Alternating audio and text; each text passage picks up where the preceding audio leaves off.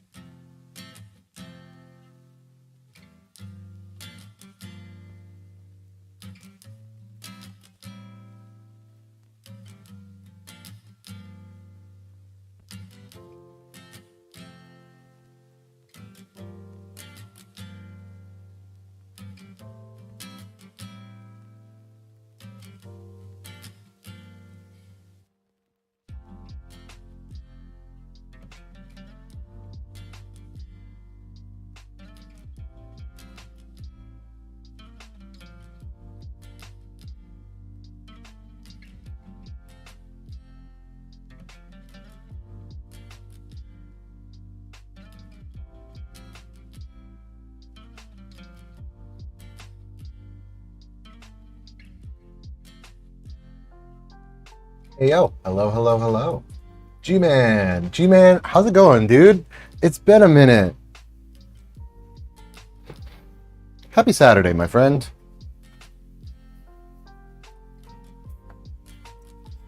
Oh, I'm just kind of getting myself situated. Got over to my table.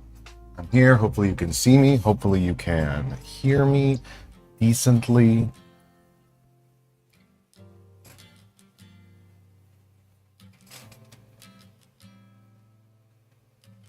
We're kind of getting my seating.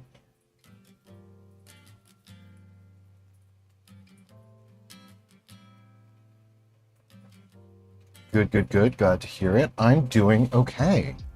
It's been a little bit of a minute since I've been doing building streams. I used to try to do them every 2 weeks or so, but it kind of slipped away from me. But part of that's because I had a friend recently give me a huge collection of some old Lego sets, some Star Wars, some not, and been going through and working on those, putting those together, figuring out what's in it. It was a whole big bin of loose pieces. So that's been very exciting. And one of the sets from that, this one right here, this is Anakin's Jedi Starfighter, which I'm about to get cracking on. But I actually have a bunch of different sets here that we may or may not get to today.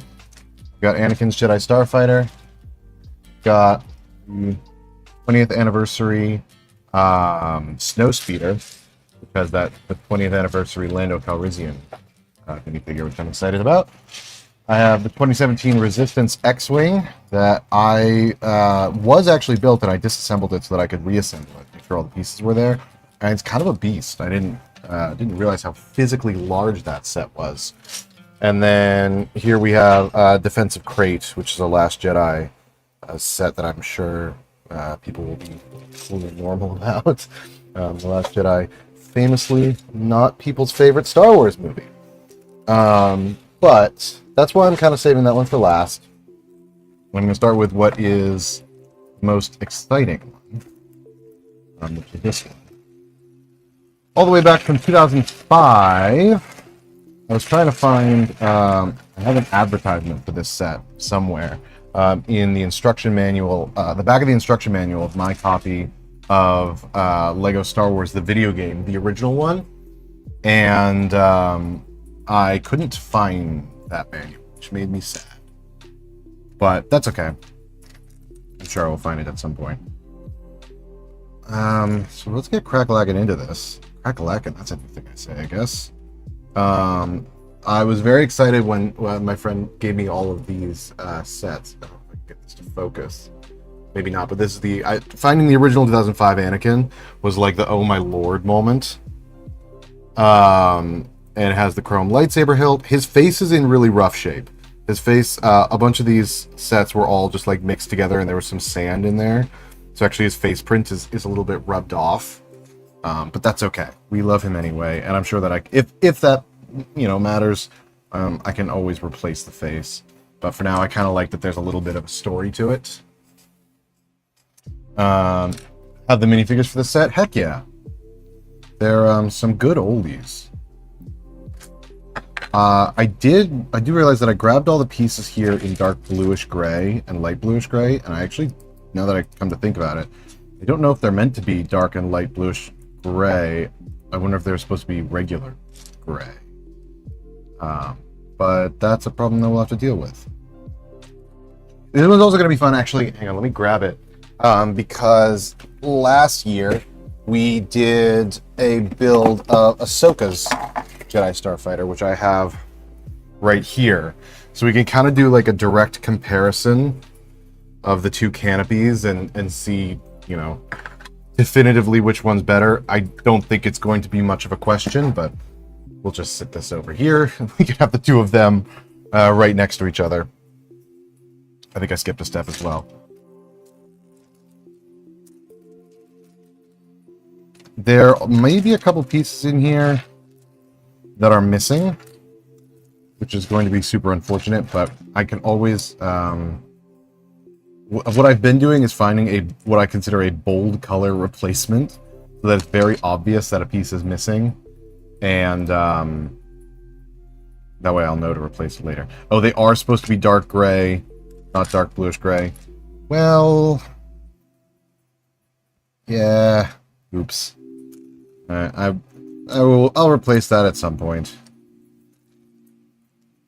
A bunch of the sets, like I said, that my friend donated, a bunch of them come with... see, I don't have that piece, which is... but a bunch of them come with the old brittle brown, which sucks, because they break, and they have all broken. So, what I'm hoping to do at some point is get a whole, put in a big giant bricklink order, or actually no, pick a brick order, for the new brown, so that I can rebuild all those sets without having to worry about them becoming destroyed. I started building Hagrid's hut, and so many pieces from that were broken that I just had to you know, kind of stop and put it aside until I'm able to replace them. Which is unfortunate. So here's one where I'm going to replace this black piece, which I couldn't find, with this red one.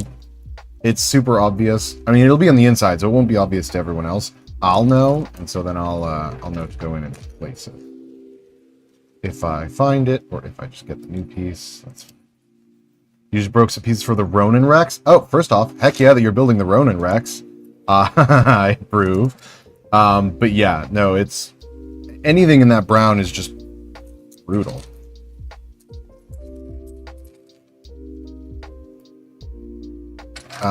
Thankfully, the new one is... the new brown is completely non-brittle from what I know, so we should just be able to get... I'm nervous about getting replacement pieces off of Bricklink, because what's to stop them from also being brittle brown? That's why I'm thinking just buy them new, all those replacement parts. There's the stud.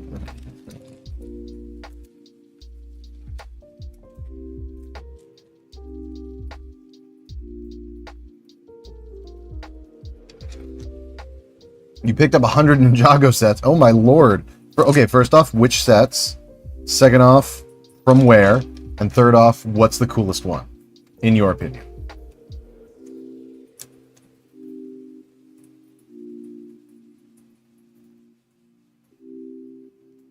So 2 more.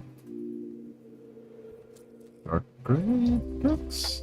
Yes, they're right here. I can read. Oh, but I can't put these where they're supposed to go, apparently. Okay, yeah, so that will be visible from the outside.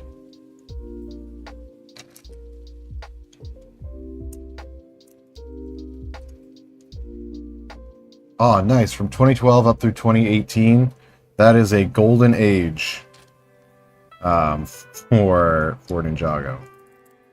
That's where a lot of the coolest sets are from. Especially if, I don't know if you've gotten back into the show, but, you know, that's where a lot of us OGs got into it back then. So that's some of the coolest things. The main ship from Skybound is called the Misfortune's Keep. That's a cool set. It's got the J with the eye patch, Nauticon. I wish that... Oops. Feel something breaking. I don't know what it was. I wish that it was more fleshed out. Like they remade the Destiny's Bounty in 2021, I believe, and it was just like the old one, but like a little bit denser, a little bit more structurally sound. And that is something that I wish they would do for the Misfortune's Keep for the same reason.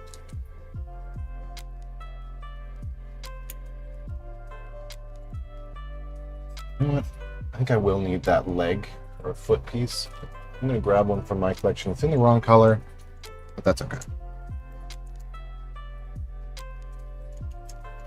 Just in case we need it for like structural stability. That's your favorite from the lot, is the Misfortune Keep. Nice.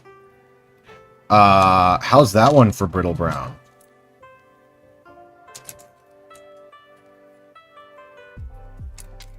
I think it's mostly brown or some variation of, I don't know, nougat or whatever they're calling it.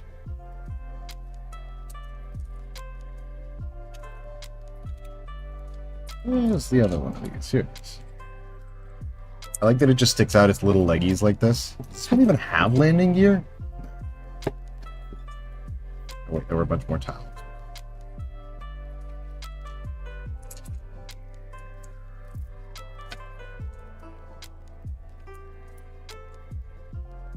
I also have most of the stickered pieces for this set, but I will confess, not all of them.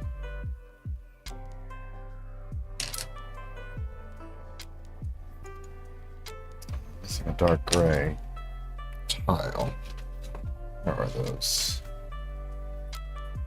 It was not pre-built, so did not have to worry about breaking. Nice. You might have to worry about it a little bit.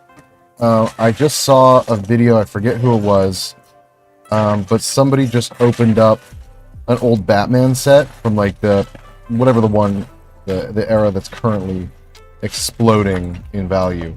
And he opened up the set with the new Scarecrow, or sorry, with the old Scarecrow in it, and it like broke the second he put it together. So be careful.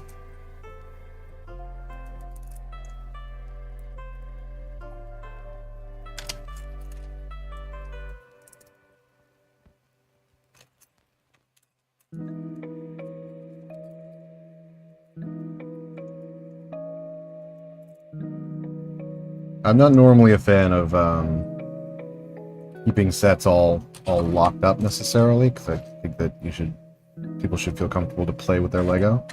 But some of those old Brown sets, like I know I've seen people talk about the 2007 MTT and like how absurdly brittle that was.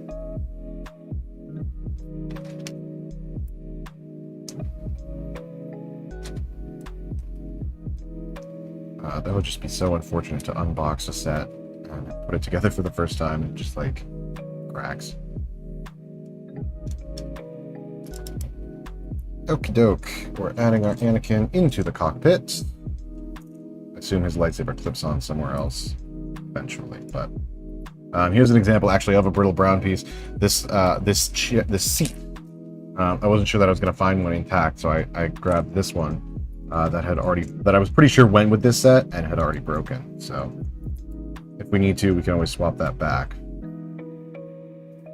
Oh heck yeah, we're finally doing cockpits though. With another brittle color, dark red. I had one of these dark red studs break in half the other day. I was trying to collect every Ninjago figure. That has become much more difficult recently, as I'm sure you can imagine.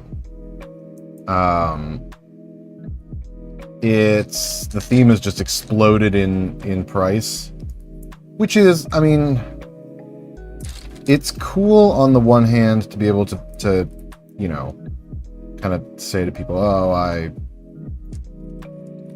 have a bunch of really old and now really valuable Ninjago figures. But it's kind of a bummer for collecting other ones, for collecting new ones, and definitely a bummer for folks who don't have. I mean, they used to be pretty hard pressed to find Ninjago minifigures that were, I mean, except for some exceptions, that were more than $10, and now it seems like most Ninjago figures are. So yes, I'm working on collecting everyone. But we're not there yet. Excuse me. I've collected almost every clone trooper, missing like 5. Heck yeah, which 5?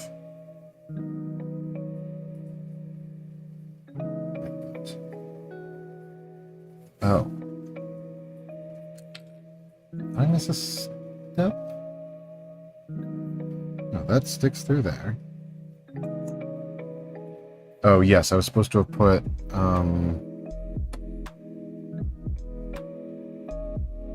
there's a dark gray. Here it is. I'm supposed to put this in the back. I see. I just, with this lot that my friend gave me, it included the Hailfire droid that has the clone, I want to say captain in it. So that's been my newest clone acquisition, and I also in an order that in a haul that I got from a thrift store, I found the hologram like Palpatine microfigure, and so I was able to give that to my Commander Cody. So those are now sitting in my clone display tank, for lack of a better word. Hey, there we go. This whole thing that tilts up and tilts back. There we go. This is basically all it is.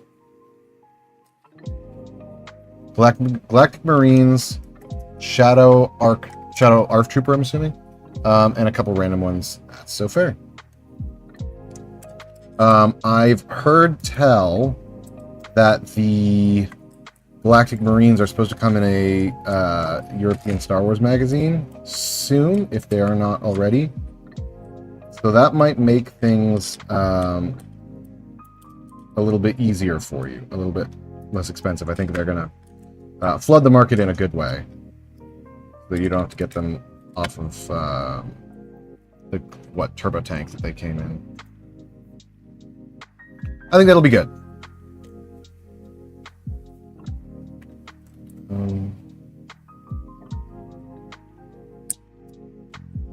This looks very silly. At this phase of the build, it looks like a frog. Anakin's Jedi Frog Interceptor.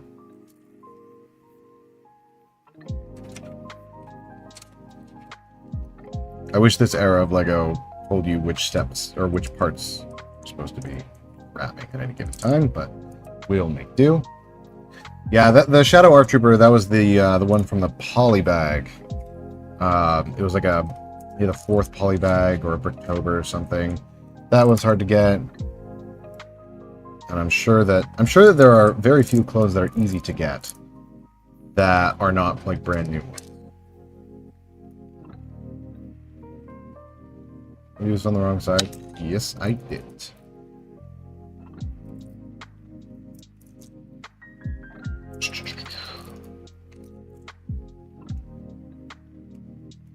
Okay, 1 second.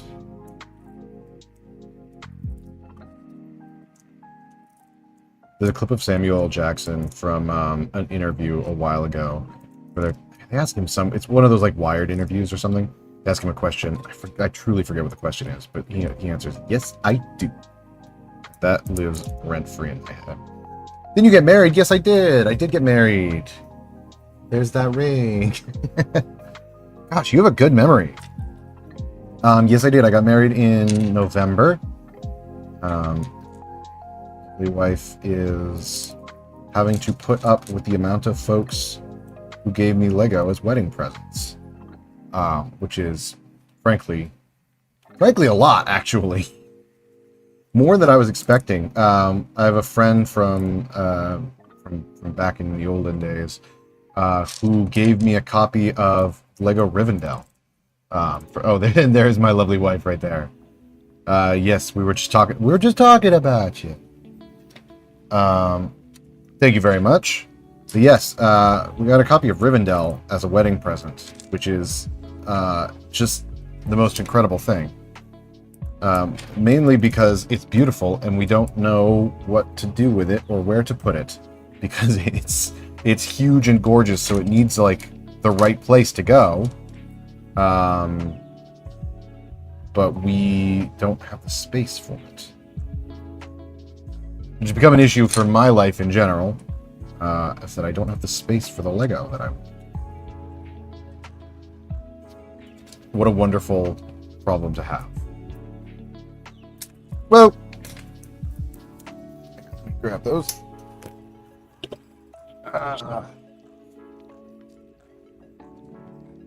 And yet, here I am, sitting at my Lego table, building. Oh, there's no such thing as too much. Uh-oh, was I supposed to have more of these than I thought? I think I was. That's not good. To grab a couple more. You have the same problem? Yeah. It is a pretty common problem to have, unfortunately. It's becoming especially a problem as I'm... I own the most Star Wars sets of any specific theme.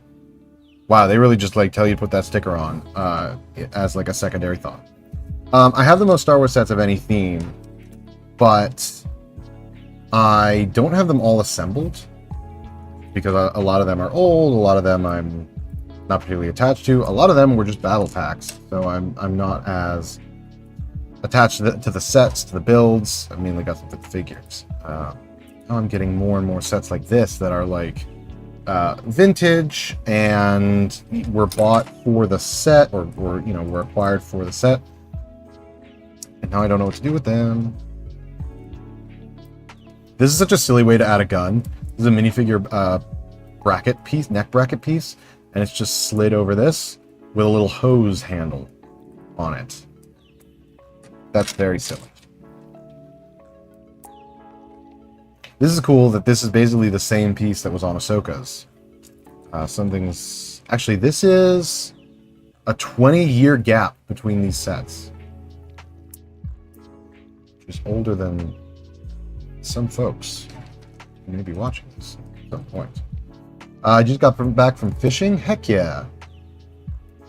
You go fishing with someone, or you go fishing by yourself? I used to go fishing with my godfather when I was a kid. Go fishing all the time, and it was very fun. That looks awesome.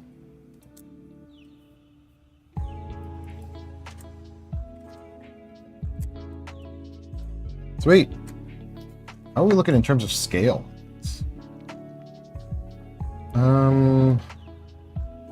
Shockingly, actually, about the same. These are going to scale really nicely to each other. This one's just way thicker and more durable than this one is. And it also has spring-loaded shooters and no landing gear. So, you know, that's...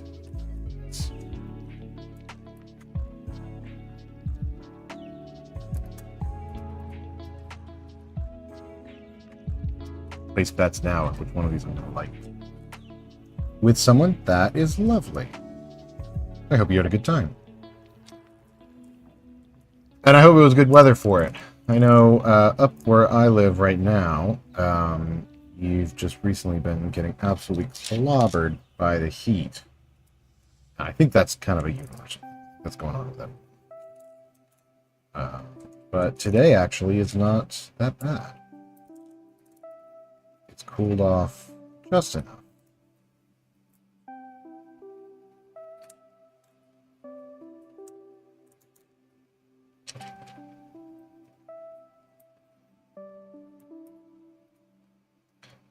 If I remember right, the 2005 Anakin Interceptor was 15. Is that how much it cost? 15 to 20 bucks?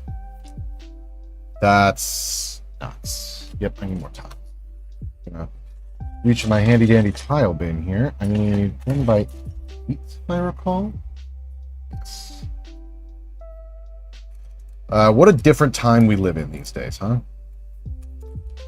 I think this Ahsoka one was like 40 bucks. Which is kind of oh my lord, it was 110 there for the last week? Yikes. I'm glad you survived. We'll need one more from there at some point. But we're not there.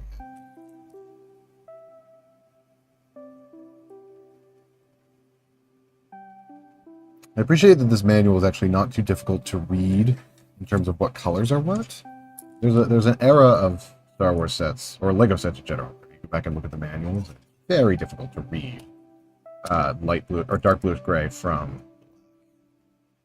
Ahsoka's was 45. Yeah, that was not a stupid purchase on my end, because we had a lot of fun building it. But yeah, stupidly expensive set.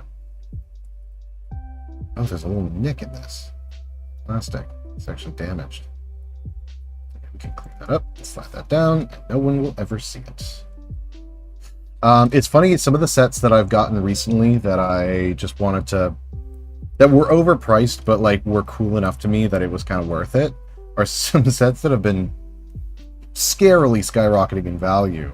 I just saw recently that the... let me put this on that.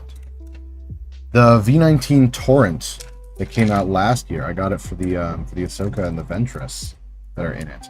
And that's suddenly become a very valuable set. Despite it still, like, especially those minifigures too, have become quite valuable, which is surprising.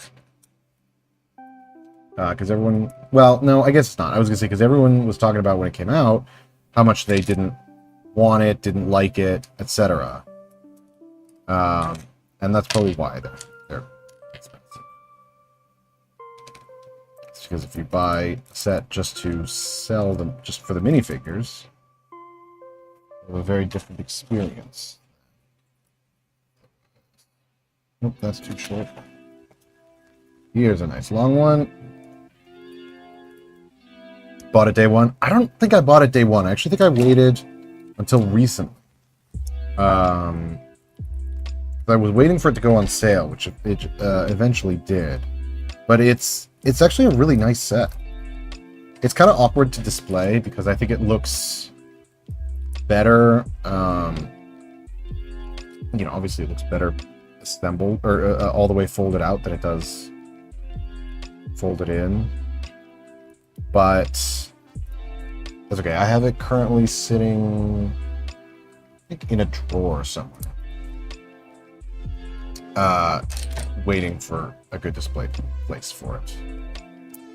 Someday I'll get one of those like fancy display stands that people make. I did change my setup. I used to stream like this from my office right in front of my computer, but where I was, filming all my Lego video, my long form videos, and my long form and my shorts actually, all was from this table. So this is also much nearer my pieces. So if there was a piece missing while I was streaming, it was very difficult to go get it. And so I moved out to here. Oh wow, this really just like toss it in the back with him.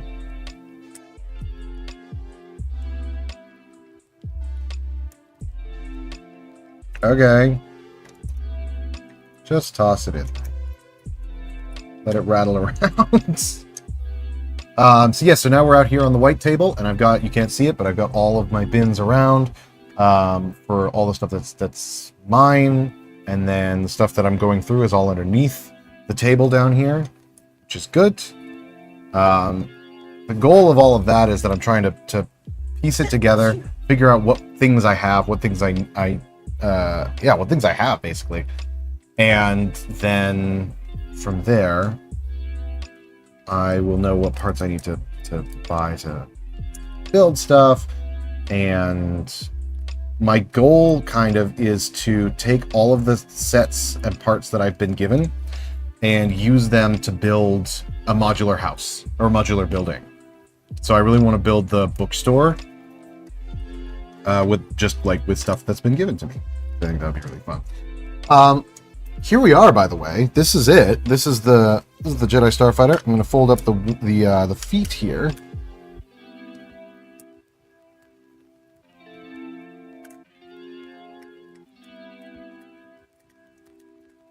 Oh, thank you.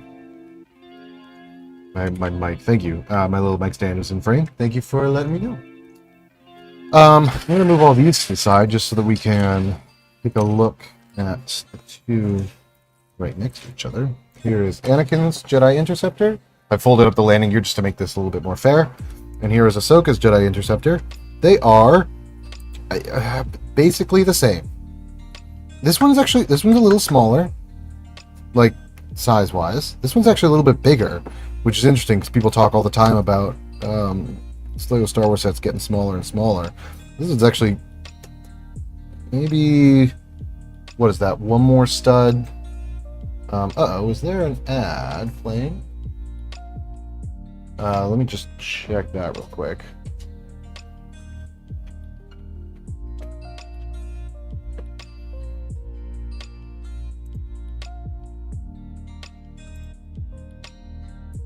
Yeah, okay, we're good. So it's probably, what, 2 studs longer than the Anakin one. There's at least one stud here. And these wings, or these jets, come off the back, is surprising about. And then in terms of width, that's a little bit wider. And I don't know, maybe I'm just nostalgic here. I like the shaping on this one a little bit more. Especially from the front.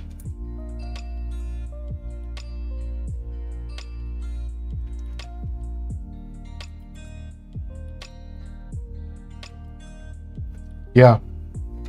And I'll put the wings out on this one too. Give it a fair comparison. A comparison. Nice. That's what we're looking at.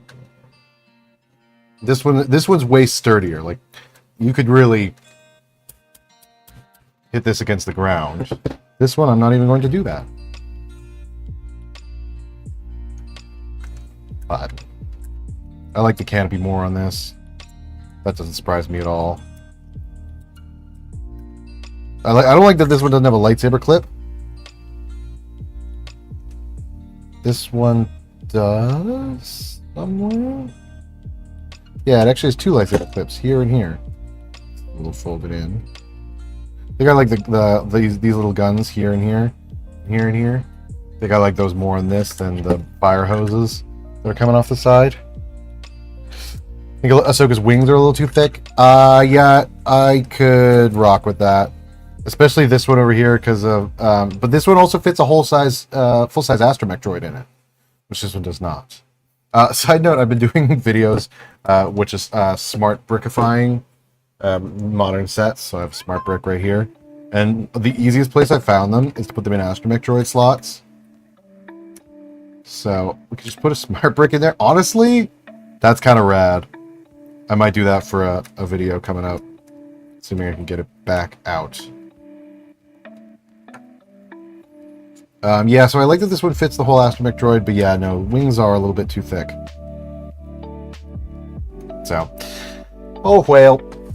We'll set that one aside, and we'll begin on our Vulture droid, which is exciting to me because I actually don't have any Vulture droid sets. I have the Hyena droid bomber, and I have the droid Tri-Fighter. But I don't have any Vulture droids. And just from like looking at it, I think it looks good. I think it's nicely in scale, which is a rarity. You hate smart bricks? You know what? That is not an uncommon opinion.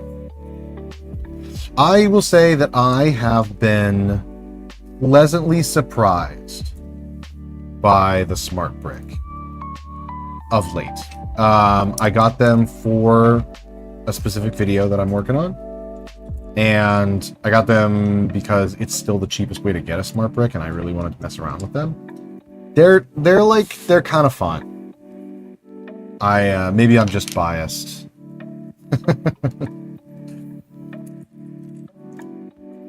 To be fair, I don't like my smart brick set at this point. Just like sits in the closet or in the display cabinet at the moment. But smart brickifying new sets is fun. I brought the smart brick to work recently. I showed it to all my coworkers, and they were all kind of chuffed. They were all kind of like, "Oh man, this is fun." I'm gonna dust these pieces real quick. They are dusty. Clearly, the previous owner had them up on a shelf somewhere. I believe these have an order to them with the stickers. Yes. This one, an event. And the plain one. Then the vent. Then the sticker. It ruins the builds most of the time. I agree in some cases and not in others. The one that I absolutely will agree on, I think that the like Luke training on Dagobah one, what even is that set? The thing is hideous and is like, it's all Technic. It's just nothing. And I think that I think the Mos Eisley Cantina is still fun, even without the smart brick. And I think that the Darth Vader's tie, I kind of have mixed feelings on it at this point, because I could see what they were thinking with the smart brick, and I actually think that if you use some different pieces there, like, you know, it looks like there's a giant hole in it, but actually I think that if you use different pieces, it's the right shape. I streamed a while back, by a while back, I think I mean 2-ish weeks ago, talking where I built the old Darth Vader set, the like old TIE Advance, and the new one, and I actually did a modification to the new one to make it thicker, and it actually came out really thick, like a little bit too thick, I think. So, you know, maybe there's a middle ground there. Looks like a 4+ set. Yeah, a little bit. Well, hang on, I'll grab it. I'll show you it versus the 2009 one. Because I think it holds up surprisingly well. Okay, so you'll have to pardon the appearance of my 2009 one. It was out in the sun for a very long time.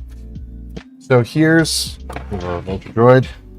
Here's 2009 Darth Vader's TIE Advance. Here is 2025's Smart Play TIE Fighter. I have a couple thoughts. I think that the size of this one is generally better than this one. I do think that the cockpit is too small. The arms here are a little bit too long. But I like the size of this a lot better. And then this one here, the size, everything's more proportional, even though it is smaller. Everything's a little bit sturdier, which I appreciate. And I love the tiling on the wings. I love this little red detail. I don't know if it's accurate here, but I think that's really pretty. It's just back here that's rough. I wish they hadn't left this open to the elements so you could just stick through and touch Darth Vader. I wish that they used either tiles or studs or something other than Technic here. But it's the right thickness. Like if you look at it from this angle, I actually don't have a problem with this. So I think that there are pros and cons. And $70 is steep. You have the two, yeah, the two, okay, cool, great. So you're familiar with the 2009. I apologize for over-explaining.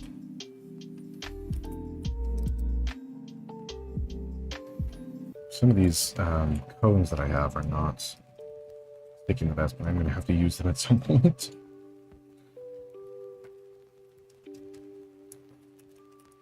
Just one.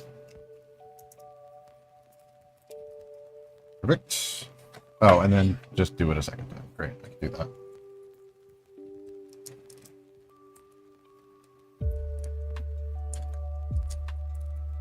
But I do think that the new TIE Advance is at least in scale with... I forgot to... How do the stickers go on these? The outside ones are always facing in. I think that they scale nicely with the most recent run of TIE Fighters, which people don't like. Oh, the Luke Jedi. Yes, that one does look like a 4+ set. It's hideous.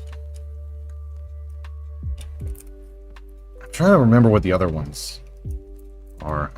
I can't remember any of the other ones off the top of my head, which is fine because that means that I've blocked them out.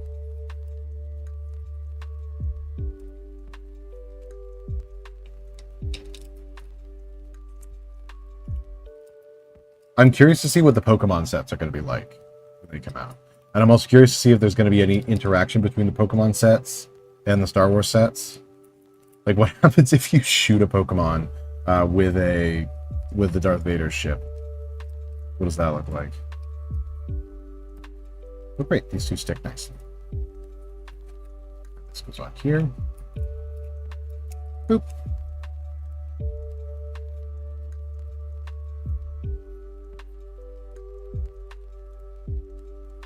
Okay, so to make it go into the up mode, pull this off, put it all the way up here, which feels like a lot. Then you pull these off, them here and here. This side, I like on the Hyena Droid Bomber the fact that these are hinged, but that's okay. And then you tilt these down like this. And there we have our standing Vulture Droid. Oh, hey, look, there's a TIE Fighter. Oh, that's the one with the light up lightsaber handle. That's cool. And this is the video game. Okay, so these were extra pieces. Are they meant to be extra pieces? I actually think I was supposed to put a back to Anakin Starfighter here. I was supposed to put one of these up front here.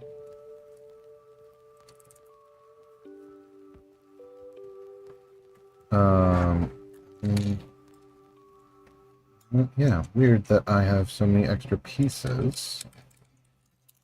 And I really wish that there was a lightsaber clip. It's so strange that there's so much open space behind Anakin and no lightsaber clip. But I think this looks good. And this Vulture Droid is cute. It kind of has the vibes of like a mock that someone would make. That aren't especially like stable or anything. But look, It's nice. I put this on here. I think I like that better. So for reference, from above, this is what this looks like. And this is what the Jedi Starfighter looks like. There we go. I'm going to fold these down. Fold this down. Fold this out. And there we go. Now we have landing gear. Yeah, sweet. Okie doke. Put these back here. And we're going to begin in our next set. I'll put these bins away. Emperor's Throne Room. Yeah, that is true. That's a bunch here. Emperor's Throne Room. I don't hate that, I don't think. I'm trying to remember what it looks like. How do I exit this?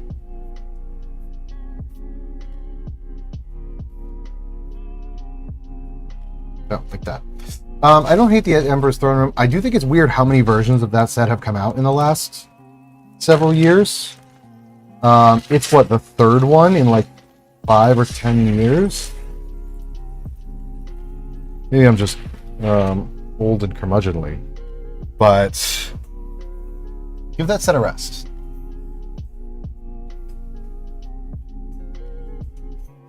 All right, so next we're getting started on the 20th anniversary Snowspeeder set. Again, I'm missing a bunch of minifigures on this, but that's okay. Though I've got the ones that matter. So I've got the 20th anniversary Lando Calrissian remake figure, which I'm very excited about, and he's actually in really good condition. His cape is beautiful. We've got one of the Hoth Troopers. Actually, no, there's only one Hoth Trooper.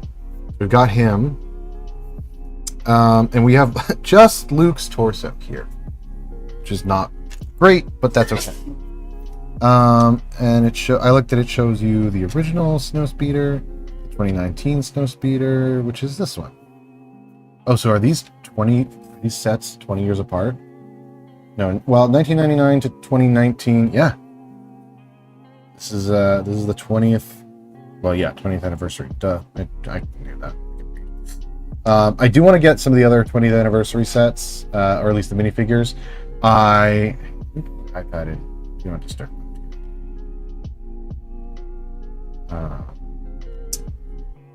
You have to go. See you later, maybe. Alrighty, I'll be here. Yeah, so I want to get some of these other 20th anniversary figures. I think they look really cool. I have the Obi-Wan that came in a poly bag. But that's it. Yeah, bye, G-Man. Have a lovely rest of your day. Okay, yes, we have this Rebel Trooper, yes, although I don't think I have his gun, but that's okay. I will find that. Oh, and this is actually, this blaster is backwards because it's the old style. Back in the olden days. Actually, let me take a look in my minifigure bin. See if I can find that last bit. That's the big kind of cannon-y one.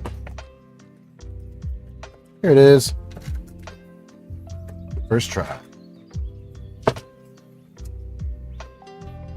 Which way is this guy holding it around? This. Cool. Always bothered me that the scope was on the wrong side if you're assuming that that's a right-handed minifigure, but I guess who am I to impose my right-handedness on the rest of the world? Get these out a little bit. Here's our 20th anniversary plaque. I'll find some way of displaying these next to the 25th anniversary one. And then next year, supposedly, they're coming out with... so next year is the 50th anniversary of Star Wars as a whole. And of course, they're doing an anniversary to celebrate it. And of course, they're coming out with anniversary minifigures. And so I'll have to find a way of displaying those as well if I end up getting them. I do think that it's silly that we keep coming out with more anniversary minifigures, although I get why they do it. I'm sure that it makes LEGO a ton of money. because now you're completionists going in, buying all the sets just to get the minifigures, whereas they might have only bought a couple previous years. Granted, am I part of that problem? Yes, a little bit. Still don't have all of the 25th anniversary figures that I wanted to get. I really wanted to get the young Leia minifigure, and I really wanted to get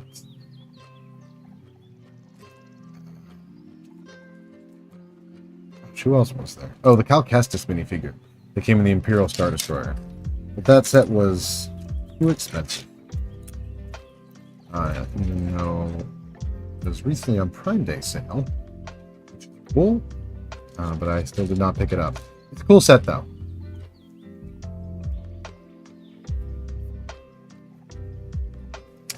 So this, we're starting with a little side build. This big thing goes. Yep. I'll build that in a sec. Well, unless I can separate these easily. I can't. Well, I don't know if easily, but easily enough.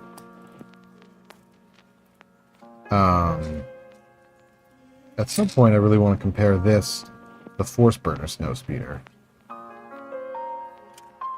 But that set is actually sold out around me, which is kind of insane. I guess it's kind of old at this point, so maybe it's just retired. But it's hard to find.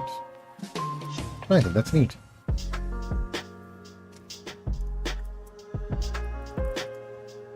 I made a video a little while ago talking about how much I liked that and the Gingerbread AT-AT. And so I think it'd be a little hypocritical of me if I did not own both of those sets at some point. I have the AT-AT, so go from there.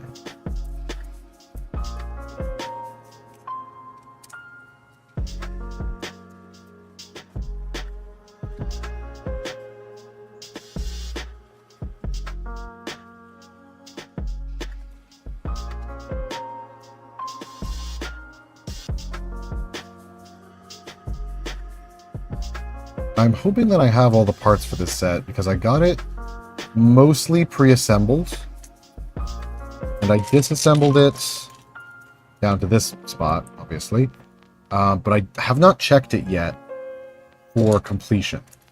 So there's a world in which I have to pull some parts out from storage, but that should be fine. I am not. And how that goes kind of determines where we go from here if I end up building the other sets that I've brought with me as well.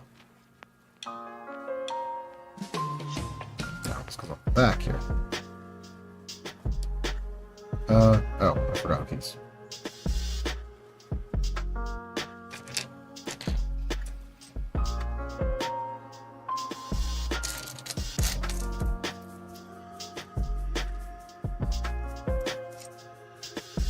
This is probably the newest old set that I've built in a while.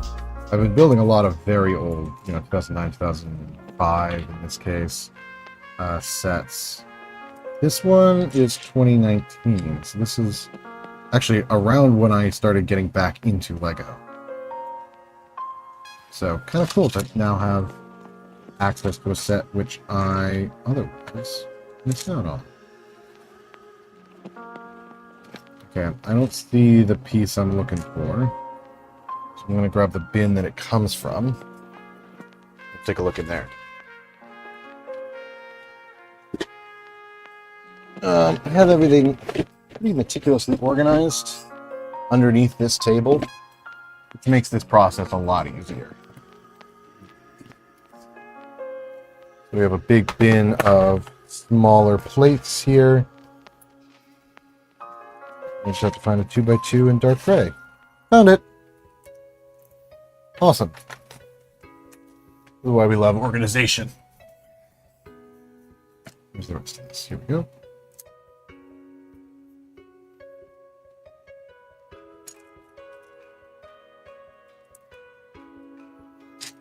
Like I was talking about earlier, I'm going to have to find a space to either display these or take them apart and fit them back into my collection.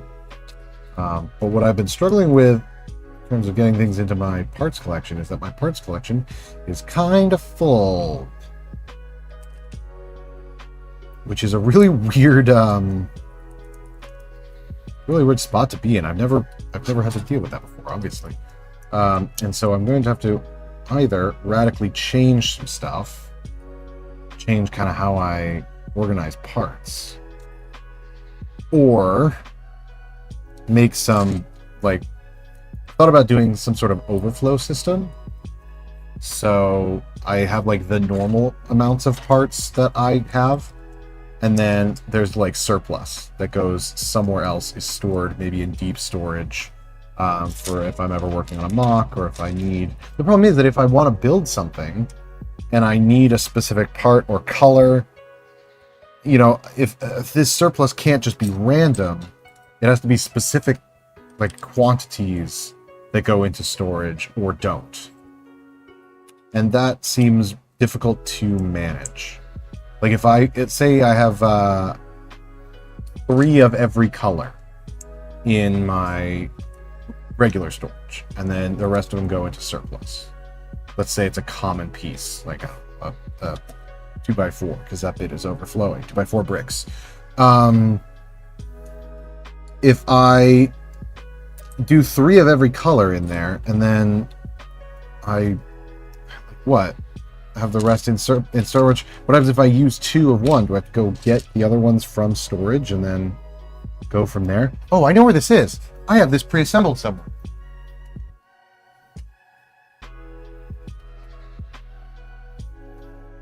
I was thinking like, oh no, I don't know where the rest of this is. I actually have this. This is my bit of pre-assembled recognizable parts. And this, I believe, is this. It just needs a stud shooter on the side. And a really long bar piece in the back.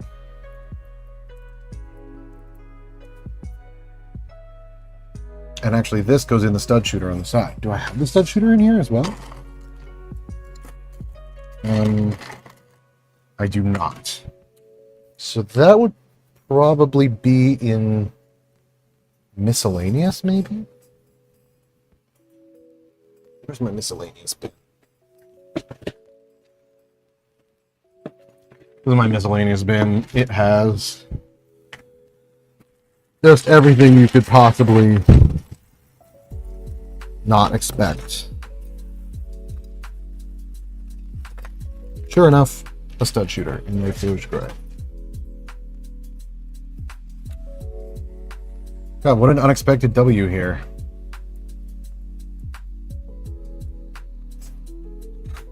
This goes back through here. I was trying to figure out what set this went to, but all of the only combination of all of those parts, including the little yellow float piece that it was on, was pointing me towards the UCS Millennium Falcon. I was like, it is certainly not that. That is certainly not in here. Okay, here's our little side turret. I wish this was pressable from the back, but that's okay. And here is all that remains of our Luke Skywalker. Oh, you know what? We could give him hands, maybe. Let's give him some dignity.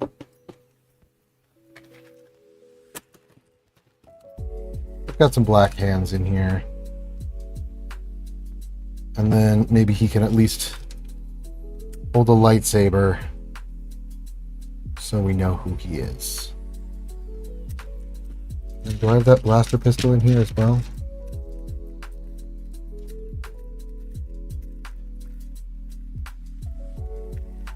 Yes. Okay, so he gets a blaster pistol in this hand, and then give him a lightsaber in his other. Get a bunch of bar and clip pieces. Here's, oh, excuse me, lightsaber handle in one hand. And I know I have some blue blades in here. I fished them out earlier. Here's one. This is probably the arrow where they had no bubbles in them. So give him this one. Here we go. Luke Skywalker. In the torso. That's fine. Where'd I just put him? Here he is. To live over here. Hoping that I find the rest of him someday. If not, I will have to replace him. And there's no replacing Luke Skywalker. Well, it starts. He's a little bit of a boring character, but that's my take that's going to get me canceled from the internet, and that's fine.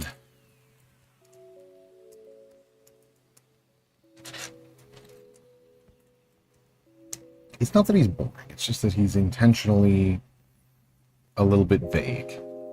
Because you're supposed to be able to project yourself onto it. Which is fine, which is lovely. Mark Hamill did an interview a while ago. Of course, the sort of clickbait headline was that Mark Hamill says that Luke Skywalker is gay. But it was actually really sweet, because all he was saying was that, like, Luke Skywalker could be gay. If you are gay and you relate to Luke Skywalker, then why not?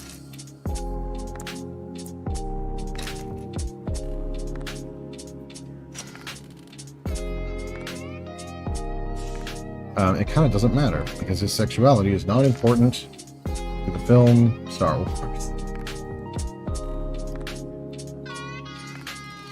I was going to say where sexuality actually isn't important, but I have watched the prequel movies where Anakin's romance is very important to both him and the goings-on around him.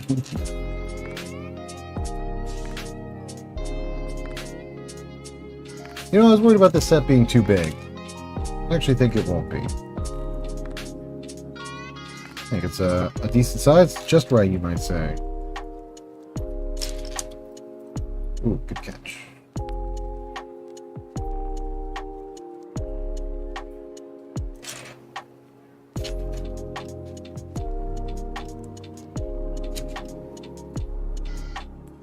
One thing I like about a lot of original trilogy sets that is a little bit missing in some prequel and Clone Wars era sets, and even sequel era and onward, is this like 80s like pleather grunge on the insides of ships. Dominic, hi, hello, happy Saturday. What a time to arrive. Well, I'm talking about 80s pleather grunge.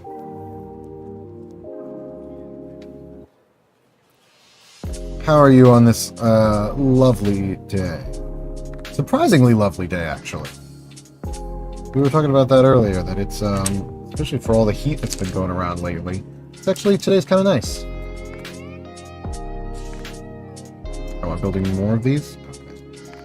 It's fine. Sometimes when I get fed up and I'm building Lego, I have to remind myself that I like building Lego. Like, okay, it's not that deep, it's fine. I enjoy this. This is my hobby that I do for fun. Which I feel like is how some people get with video games sometimes. They just get like too into it. I bought something great today.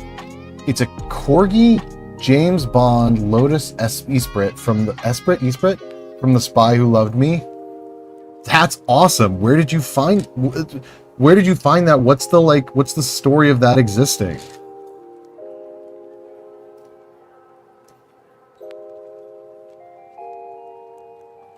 I must confess, my James Bond knowledge is actually quite flimsy. So you have an opportunity to explain a lot to me.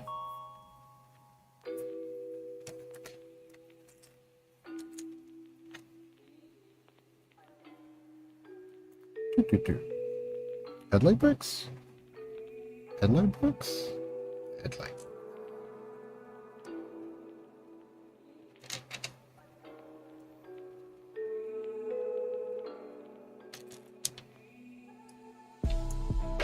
Something tells me that this set is not going to hold up very well under any kind of light. Oh, well. Trying to not let myself get bothered by that anymore these days. Bought on Amazon for 43 euros. Corgi is a British die cast. Okay. Oh, awesome.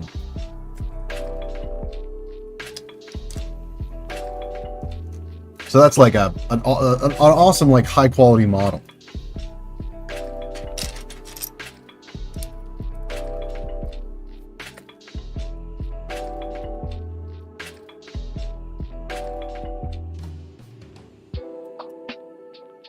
That is super exciting. Congratulations. Did you buy it and now you have to like sit and wait for it to come in? Because that is both the best and the worst feeling. The tension kills me. Where is the other sloped event? There it is.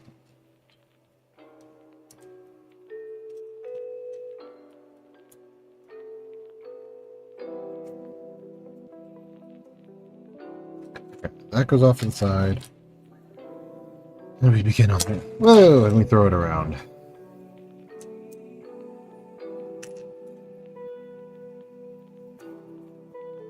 think it's interesting that they use these leg splitter pieces to house the minifigures. As they're sitting down. I don't think I've ever seen that in an official set. At least, have I? I don't think I have. But I know it's something that a lot of collectors use to make sure that their pieces don't get damaged. Specifically minifigures and minifigure leg cracking and all that jazz. My first Corgi model was also the James Bond Lotus Esprit, but the one I had as a kid was 1/64th scale. The one I bought today is arriving on Monday. Gotcha. What's the scale on this one? Bigger, smaller? Because the 1/64th scale is quite small, right? So I'm thinking of like the like 1/6 scale or 1/16th scale action figures that I'm aware of, and obviously those are going to be smaller because they're people.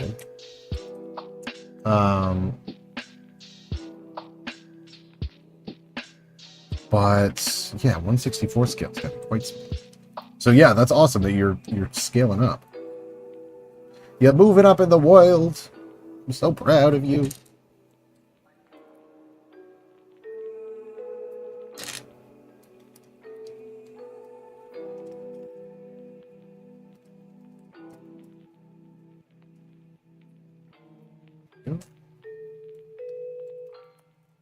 Imagine if you were just like, yeah, no, I bought a 1-to-1 scale. Just bought the actual thing. Nearly 4 Corgi vehicles. The new one that I bought is 1/43rd scale, okay, the usual Corgi scale. Okay, so it fits in with the others. That's nice.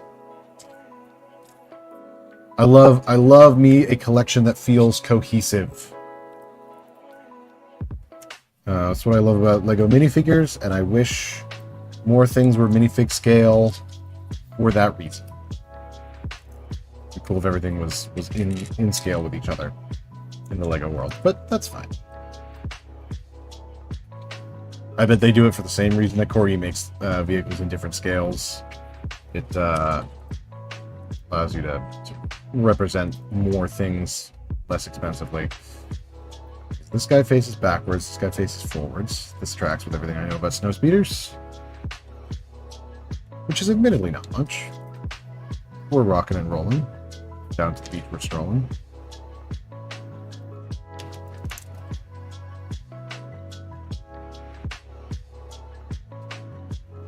Nope. I thought I was missing one of these. Ooh, and I like that they're lining that up with the tubes in the bottom. That's fun. Also not something I see in sets a whole bunch. 1/64th is Corgi Juniors. So it's smaller. Interesting. I would have expected... I mean, on the one hand, smaller is better for kids who can't necessarily afford more expensive things.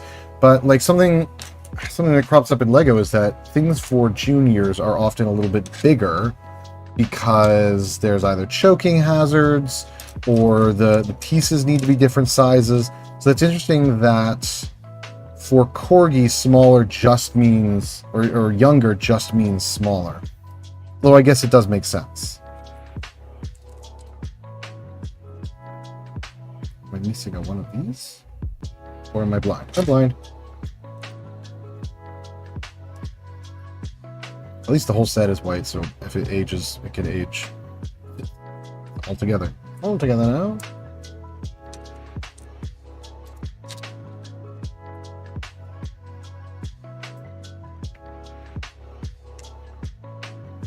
That is very cool. Now, are you mainly a James Bond fan? Or are you mainly a Corgi fan? Or are you mainly a Lotus fan?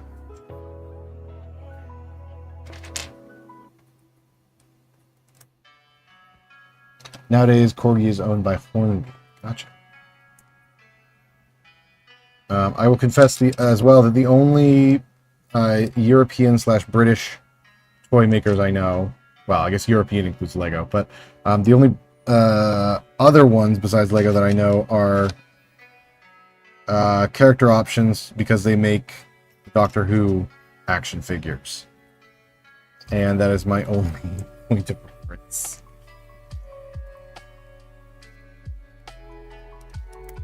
That's cool. There's his little cockpit piece is there.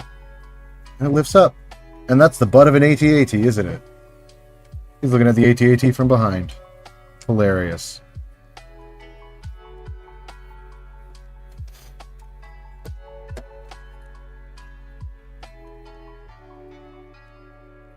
Bum. 2x4 plate. What? I'm a die. Okay, you're a die-cast fan in general. You collect many different die-cast companies. That's cool. Every time you say die-cast, I think of like dice, like a dice cast. I think I need a part that I don't have here, so I'm going to break out a bin real quick and investigate that. Let's see, a 2x4 plate in my big plates bin. Which, fittingly, this is my big plate bin. No, just my big plate bin. And to be fair, there are some really big plates in this big plate bin.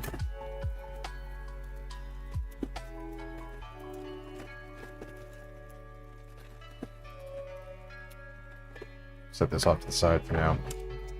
I even collect Jada toys as well. That is cool.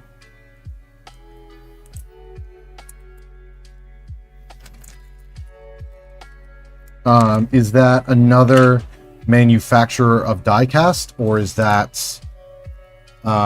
something different?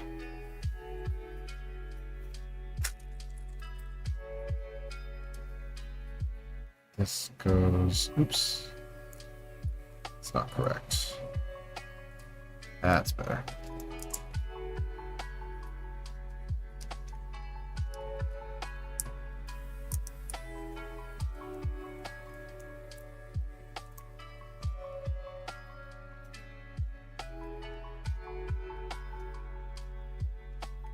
This goes on back at this.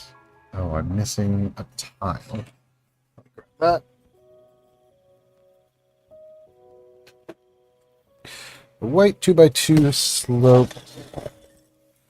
The slope should not be difficult to find.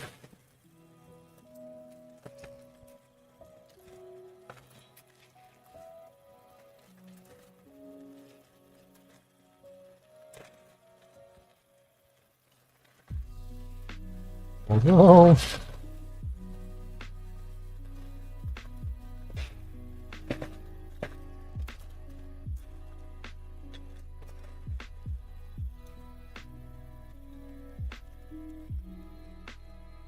There we go. Found one.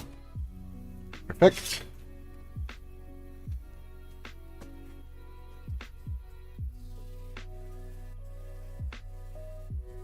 Jada Toys is a die-cast company as well. They were owned by Germany-based Simba Dickey Toys since 2019. Cool. 2019 is when this set was created. Not to be my one-trick pony, but that is a fun little coinky-dink. Ooh, coinky-dink, that's new. That's a thing to say now. That's cool. You really know a lot about die-cast toys.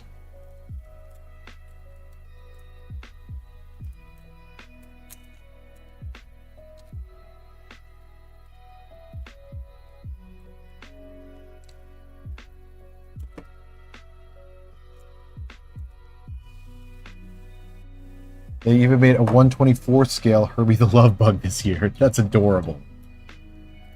Where and how did you learn so much about diecast? Why, and also, why bother making this a ratcheting joint to open up that front cockpit? This whole thing opens up and this connection is really flimsy. That's very strange. But, whatever. We're on to wing numero uno.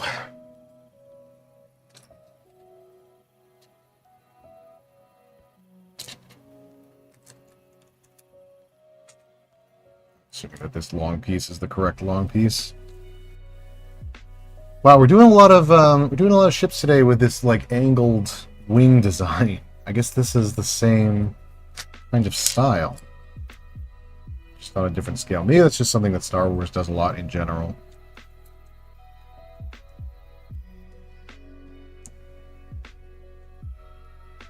Oh, this might not be the right length. It's not. Uh-oh, that will cause a problem when I'm on the other wing. Played them since childhood, and I learned about other brands thanks to YouTube. Even got info. I got into J Toys back in 2020. 2020 was the year to get back into things, or get into new things. Big year for hobbies. Some for better and some for worse. My wife is very into Pokemon cards. That market was destroyed by by everything COVID hobby collecting related.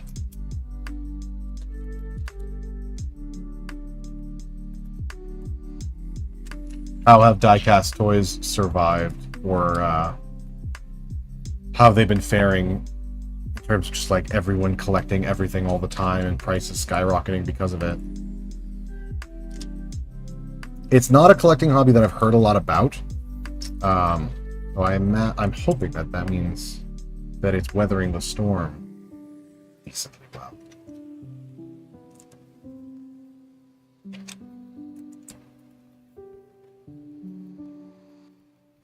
Oh, two of these. Like I missed something.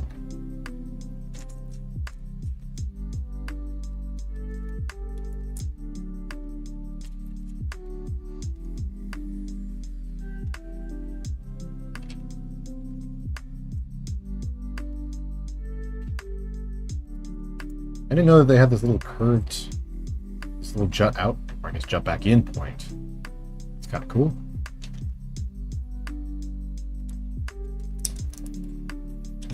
I like the orange coloring on this too. That's very, very 70s and 80s leather chic. My first diecast car was a blue Dodge Viper by Maestro, which I got back in 2007. Nice.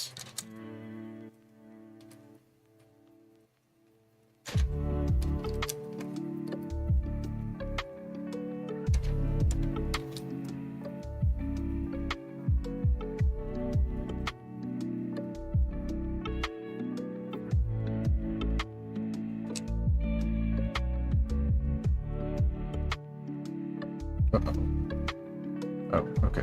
Gotcha.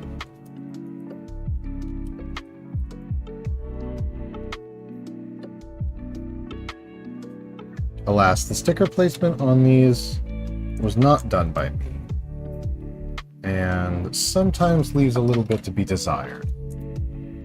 But that's the danger you run with stickers, and that's fine.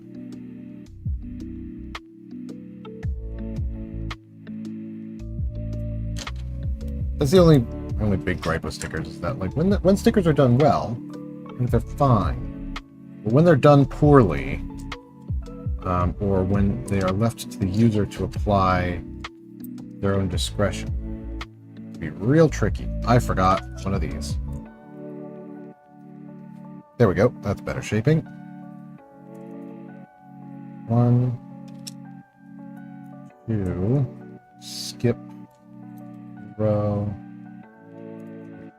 My second diecast car was a dark red 1953 Chevy by Hot Wheels. Oh, okay. So do Hot Wheels cars count as just like as diecast in this case? I kind of assumed that Hot Wheels was a little bit more like, I don't know, consumery, a little bit cheaper, less quality.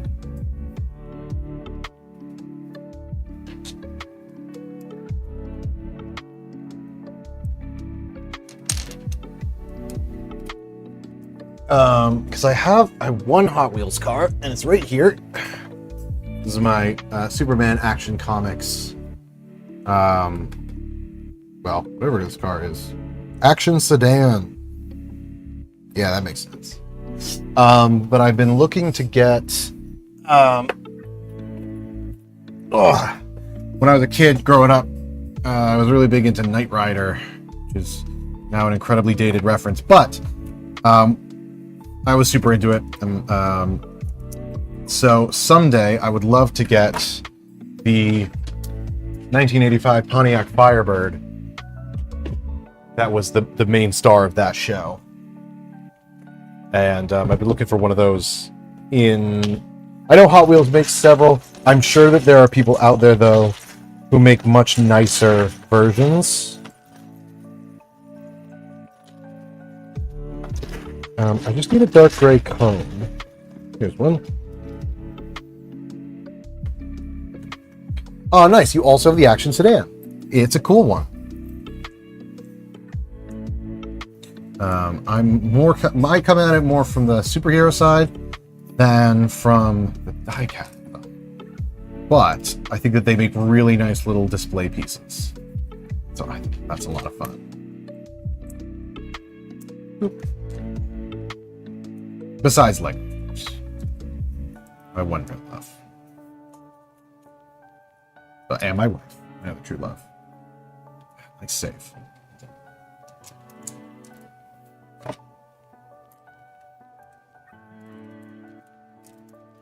This is a dense wing, if I'm being honest. I guess that's why this is a speeder and not a ship, a flyer.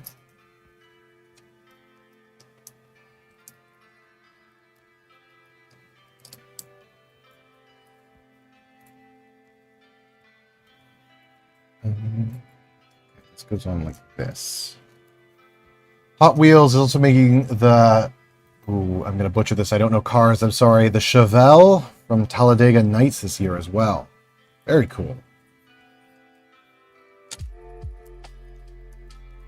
I wish I knew cars a little bit better, but alas.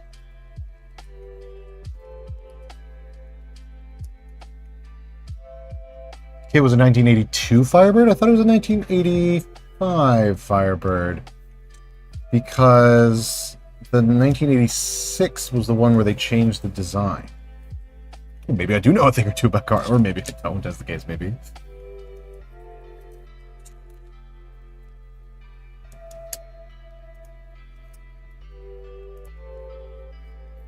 But yes, I love that you know that, and I love that you know the reference. That makes me happy.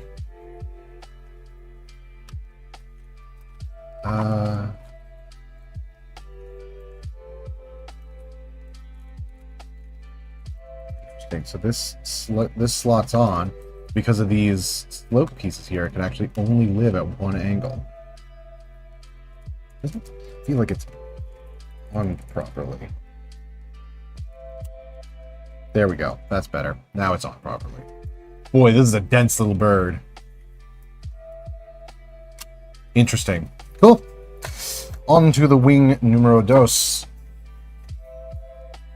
Hopefully I have all the right pieces for it. as my parts pile is looking a little thin. And I think that we established that this was the wrong one. 1, 2, 3, 4, 5, 6. 1, 2, 3, 4, 5. 3, 4, 5, 6. Yes. 1, 2, 3. And then 1, 2, 3, 4. Yeah.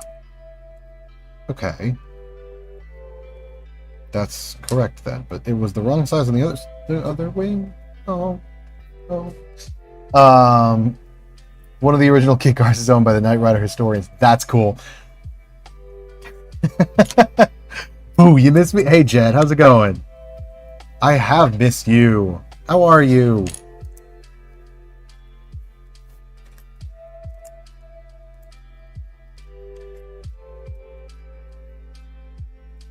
I didn't know that there was a Knight Rider. The Knight Rider historians. Is that like either a guild or a group of some? I didn't know that there was a whole group dedicated to that. That's awesome. I used to dream when I was a kid of having that Firebird and doing the, you know, they make the whole interior modification kits, make it look like the one from the show, and oh God. I used to dream about that all the time. I had a neighbor who was selling one growing up for like $4,000, but of course I was a child and didn't have $4,000. I never got one. Someday I figure that will be my that'll be my midlife crisis car. Is I'll get a really old sports car. I don't know. Maybe I'll soup it up, make it more modern. I'm sure my wife is not going to be a fan of that. But we'll burn that bridge when we get to it. Just finished work and streaming will be coming back to full swing. Heck yeah. I love that. Love that for you. I'm trying to get a little bit more back into streaming myself. Ironically, my work is just getting busier, so trying to squeeze in time to do this as well is its own set of challenges. But I have a lot of fun doing this, and so we're figuring it out, you know. Wife mentions. Thank you, Michaela.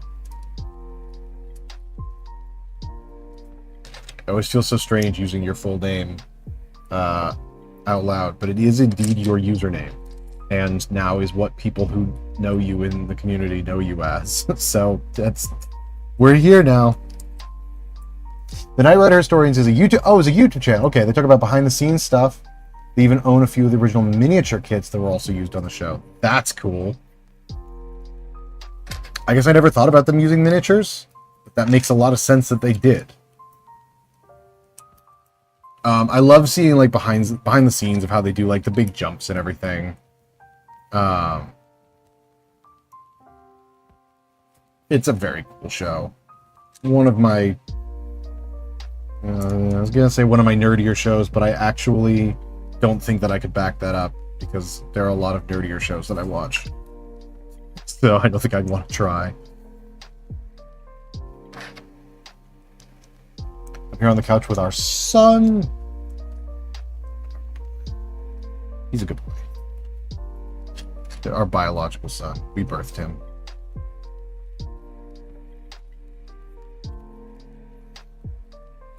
And this is... Oh, nope. I thought I was going to be at the point where I start running out of pieces. Oh my gosh. If I get these all, like, perfectly correct, I'm going to be so happy. I just had to open my mouth, didn't I? I need a little jumper plate here.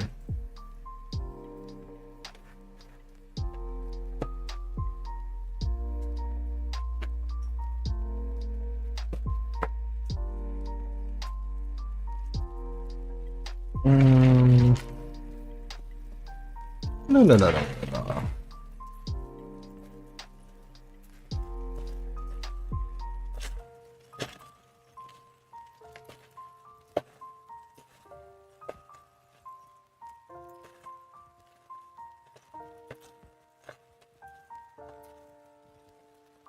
Ooh, this is not a piece for this set. This is a piece for another set. But that's a good find. This one? Yes. Here's the jumper I'm looking for. Oh, dude, Dominic, I will give you so much credit. You know so much about, like, cars and car models. That's so cool.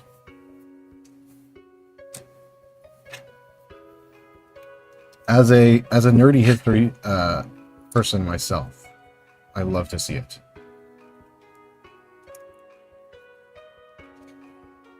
Was I supposed to do the same kind of vent on the other side?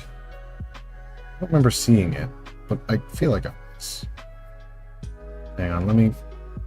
What step am I on? 85. Okay, everyone remember 85. Nope.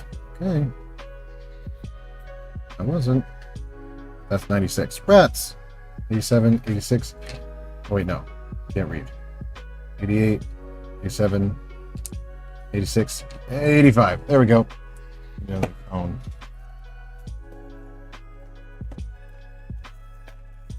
So which came first? Your love of die-cast models or your love of, like, the cars and stuff?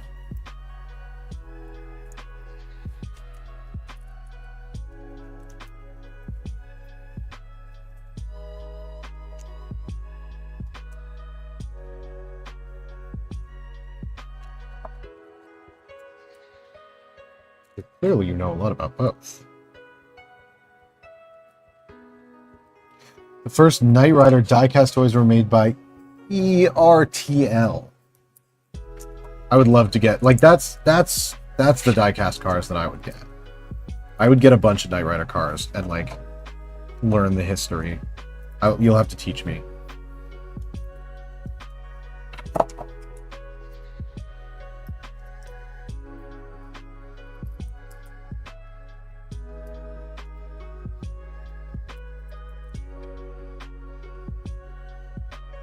Listen, man, if you ever start a YouTube channel called Carstorian, hit me up.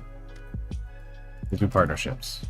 Actually, that is something that I've been meaning to do for a while. Not literally Carstorian, but one of the like projects on my to-do list for the next, I don't know, some amount of time for this YouTube channel is that I want to make a kit mock.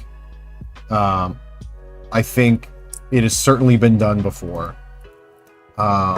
But I don't care. I want to do it again because I think that would be so much fun.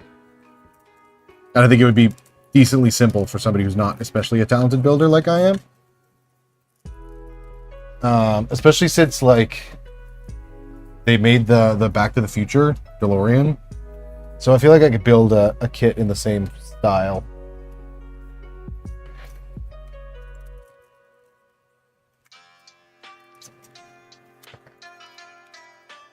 I still have some leftover. Oh no, there's a tow winch? Uh-oh. Well, hang on, I'll get to that in a sec. Let me add this on the top here.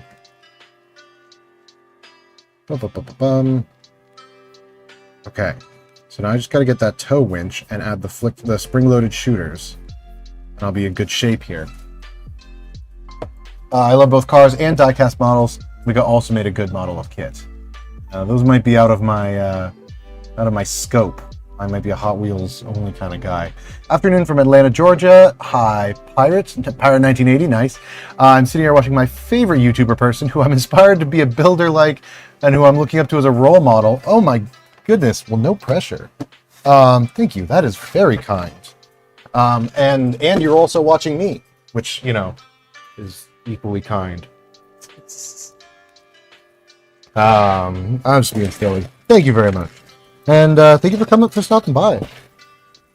I'm just wrapping up what is build 2 of an undetermined amount at the moment.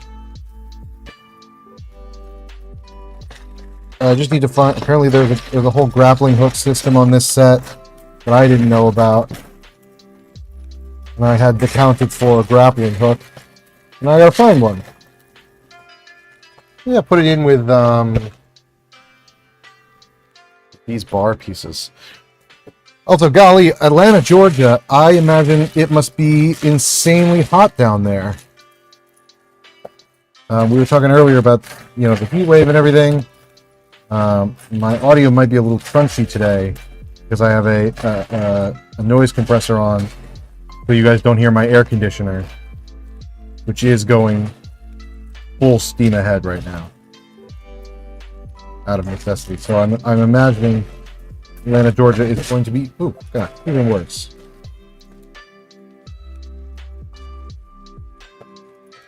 Hopefully the sound of this isn't even more upsetting.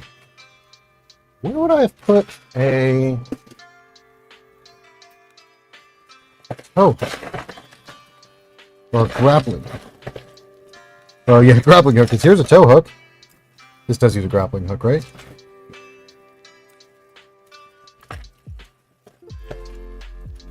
I have some pieces in here, like this one, by the way, for the Ahsoka's Jedi Starfighter. That is somewhat... I know I have like specific parts for it, but I have not bothered to, or I've not gotten around to piecing it out. And I desperately want to do that.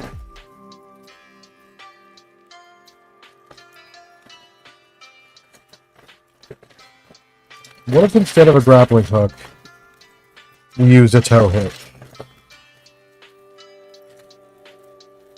That's a bad idea. I'm sure. Well, okay, we'll build it as if we had the grappling hook. And I'll grab all the Technic pieces I need to make it work. And then, you know, we might run into it along the way. Last year, Hot Wheels also made the kit with its undercover flame design from the episode Custom Kit. In the episode, Kit and Michael had to stop a car theft ring that stole custom cars. That's awesome that they made, like, an alternate custom version. I remember that episode. Have they ever made... Get really into the Knight Rider weeds here. Have they ever made a model of car?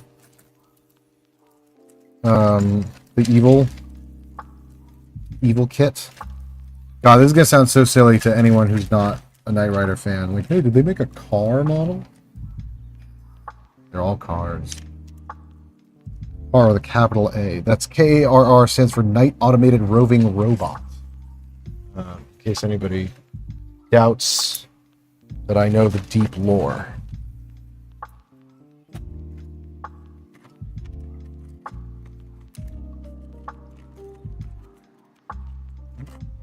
Put in here. Okay, I'm gonna have to use a part from my personal collection for this set. I don't normally do for these, but that's okay.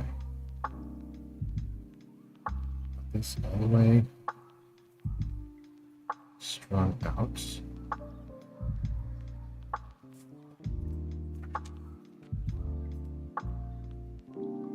Is there a knot tied on this? There is. Someone did a whole knot. That actually might get in the way here. Oh, but it's not a difficult knot. Okay, I cannot do that. This is actually my first time working with Lego string, ever.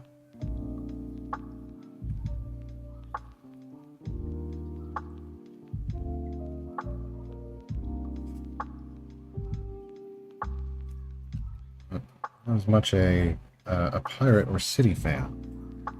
This is first time with rope.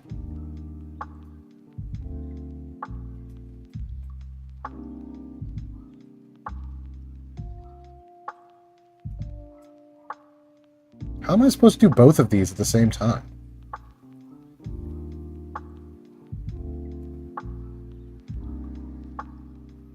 The string gets in the way. Oh, hang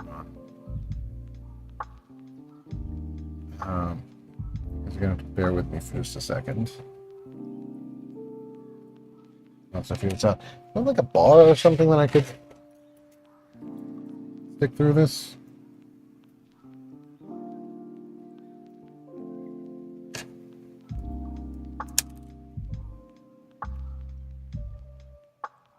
Am I just supposed to force it? Oh, I think I am just supposed to force it, and that's... Oh, that sounded like it broke something. I don't think it did. That's what holds it in place, though. I see. And then this goes on the end.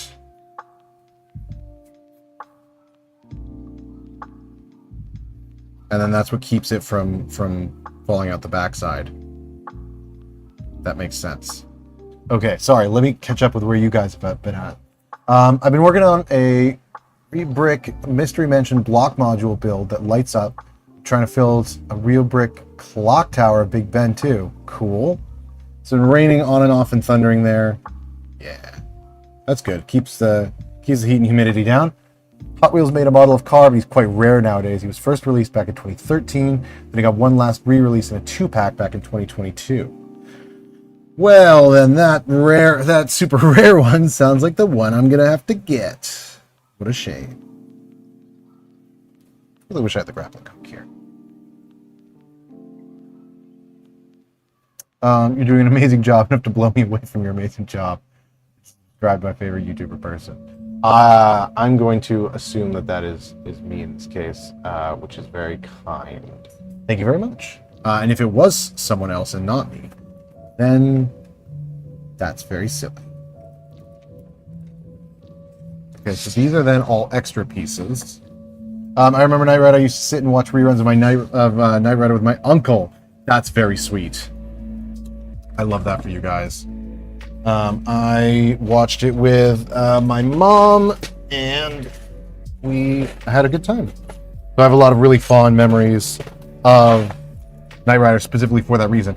And actually, let me put in the spring-loaded shooters on this. Hang on, let me grab something that it's getting a kick out of, I hope.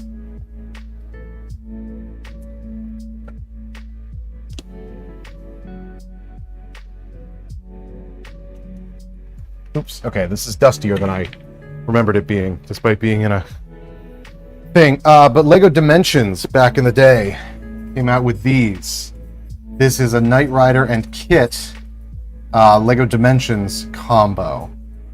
Down right here. And you could use them in the game, and you could drive around as Kit through a Knight Rider world. You could come across Garth and his giant truck.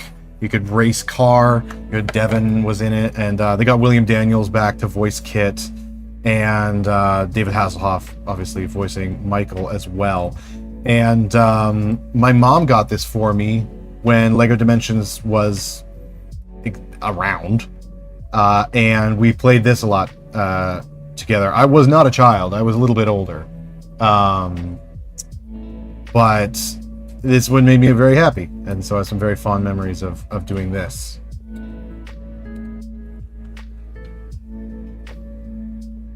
You're a genius and a master builder? Alright. Well, hang on.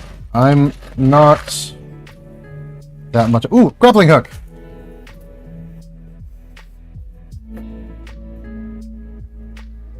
Okay, what knot do they have me tying here?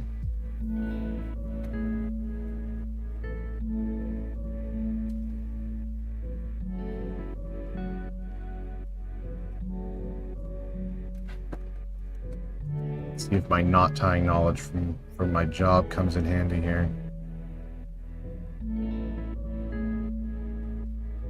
This goes around.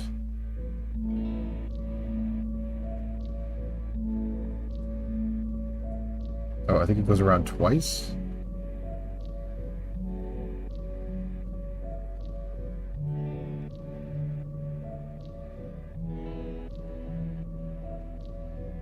I don't want to just tie a simple knot, a little square knot.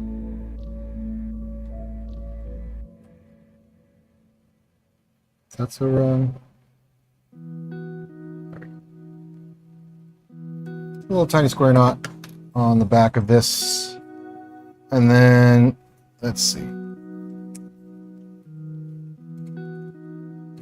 Winch this up. Now we have a little tow cable. I wonder what the tow cable is meant for in universe. Like, what are they towing with these snow speeders? Other than wrapping around the AT-AT legs.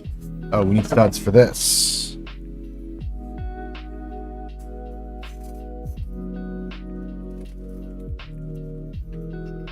I have Jenna's rendition of car of 1/32 scale. That's cool. And if you're looking for a really detailed rendition of both kit and car, I recommend the ones by ERTL. I will have to check those out once I have enough space for all my Lego. Knight Rider that's something I would collect, and something that I would collect with my mother. That would be very fun. Unfortunately, this is all I have of my Luke Skywalker to fly. Let's see, is there a lightsaber clip? Or a spot for weapons? Spring-loaded shooters in the bottom. Yep, I know how to shoot those. No. Nowhere to store weapons. So we'll store them in the back here for now. And let's see. Put Luke up here. And that's supposed to be Luke Skywalker. But I put this lightsaber in way too far.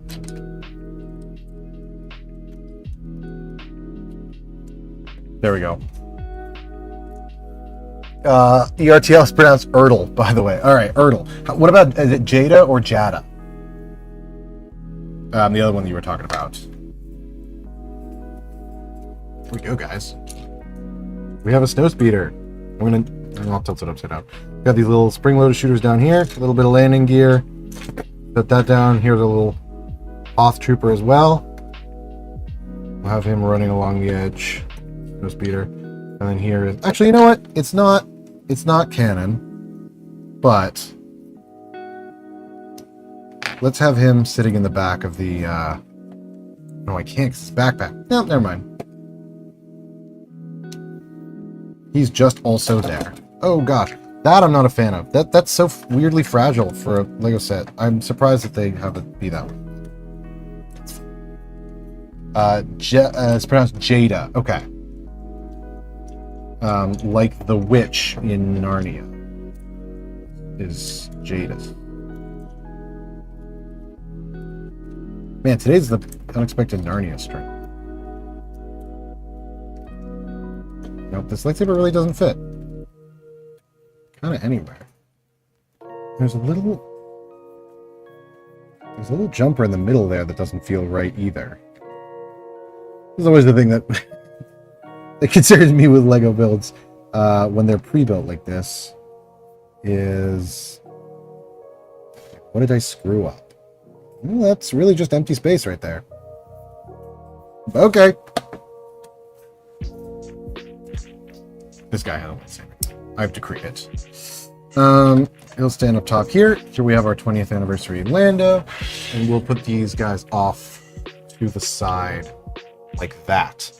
At some point, maybe I'll reframe my camera angle to come down like this angle, so it's not quite as top down. Oh no, you know what? This guy will live over here on this little terrain. They'll sit over here while we work on the next set. I am going to do another set because I'm feeling energized. When you open the driver door on the Jada Toys 1/24th scale kit, oh, his scanner lights up. That's so cool. One of my life goals someday, like I said, I want to have the Firebird, and I want to retrofit it to look like Kit. But even on just like right now, I have just like a boring SUV. I want to get a whole. This is supposed to have a. Yes. I want to get a whole like setup for my car, so that I have the little scanner thing on the front of my car. I don't know how it would work. It doesn't matter. It's not very practical, but I think it would be so much fun. Just like on a whatever car, that would be a nice little reference for folks. Oh, that's cool. They show all the different minifigures. People hated that set. Nice. Win. Someday I want to get all the instruction manuals for all these sets so that I can go back and reference them, because I love history like that. Okay. Next, and what time is it? 3. It's about 4 o'clock Eastern time. This will probably be the last set that I do. I've been going for about 2 hours. And this set is big, so we'll see if we even finish this one. But I would like to. And I will cook a lovely dinner for me and my wife, and we'll have a good time. Lego banana check. Show me a Lego banana. Boom. How's that for time? For speed? Lego banana. I got one right here. I got 1, 2, 3, 4 bananas. 4 bananas on call. I'm so prepared. You thought you could come in here, get me with a Lego banana? I got you. Jada Toys is specifically known for lowrider-esque style. Even lowered the Jada Toys kit as well. Interesting. We'll start here with minifigs. I do already have this guy pre-assembled. I passed this time. Lego banana, I will always be ready for you. I will never not be prepared with a banana. I'll be back. All right. You can go test other non-believers. But I will always be prepared. Okay, here we have Laura Santeca and our Flame Trooper. And there we go. I actually have this thing, I think, kind of already assembled. Let me check to make sure that it was done correctly. This, like that. That, it's got this. Oh, I don't have anything going into the back of it. This is going the wrong way. I forgot to disassemble this when I was taking apart this set in general.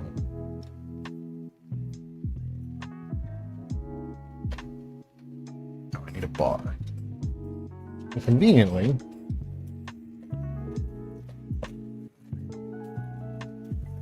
I just so happen to have a box of bars. Including, I know I saw this piece here earlier. Here it is. Oh, I need a cone too? Rats. If there's one lying around here. No, that's fine. I did get another cone. I have the technology. I have the power.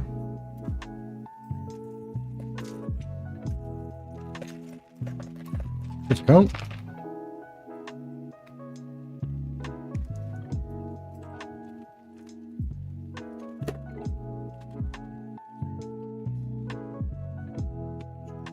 Jada Toys is around since 1999. They first started their Hollywood Ride series in 2016-2017. The Jada Toys kit was first introduced in 2018-2019. Gotcha.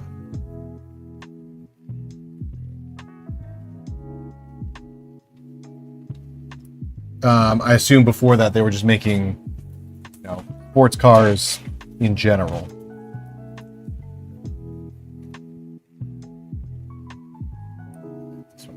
Up. I'm a little pretentious when it comes to how I place my Lego Fire. It kind of has to match the way it does in the instruction manual, which is silly, and I am aware of that. But I am nothing if not a silly guy.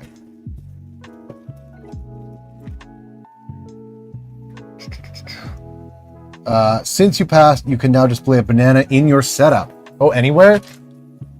Is there anywhere I should put it? Let's do... You know what? I have this little light here. Is that visible? We'll have a banana place of honor. Right there. There's our banana. Hopefully it doesn't mess with my lighting setup too badly. This side needs a grate on it. That's supposed to be a shiny grate or a regular grate. I kind of hope it's a regular grate, but either way, I know it's gonna look great. They made, let's see, tuner cars, sports cars, muscle cars, lowrider, etc. Before that. Nice. I'm glad I have your approval, Lego Banana. Means a lot to me. Jumper as well, which happens to be sitting right here on top. I will forego putting that shovel in, and this is indeed not supposed to be a barrel. It is supposed to be a something else. I'm not as precious about this piece, I'll be perfectly honest. As long as it kind of looks right, I'm kind of happy with it. But this is the one that actually gets the lid. Lid. I'll be tuning in as much as I can. Well, thank you. That's very kind, like a banana. It's always good to have supporters from Big Fruits. Okay, now we're on to the meat and potatoes. So I incur the wrath of the Irish on my stream. Oh, this one's gonna be so much harder to find pieces. There's so many of them.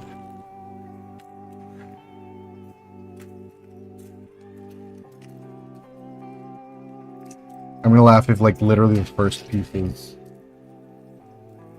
that I need the first pieces I need are the ones I can't find.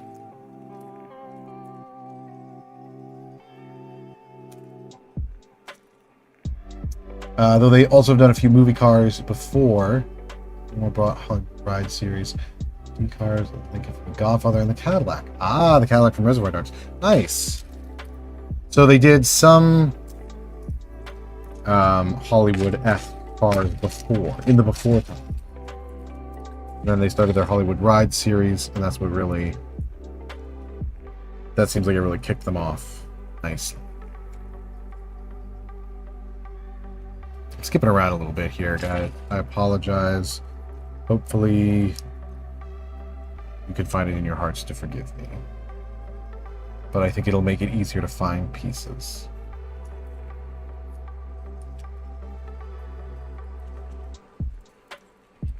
Finding a lot of stuff for this at this corner, so I wonder if these little inverse slopes are over here somewhere? They're not small pieces. They can't have gone far.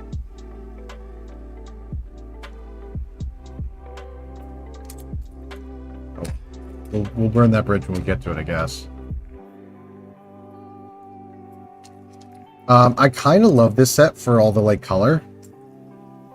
I don't know, it's not often you see blue in a Lego Star Wars set.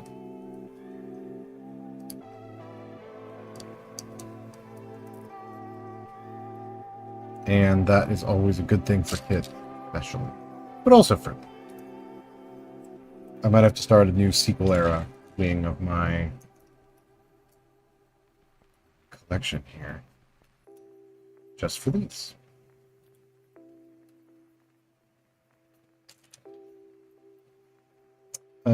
Before it was called Hollywood Rides, it was called On the Set. This made the Speed. Oh, the Speed Racer Mach 5. They released the Mach 5 last year. That's in my like top wanted Lego sets of all time, and I just found out that a friend of mine has it from childhood. And oh boy, I'm so jealous.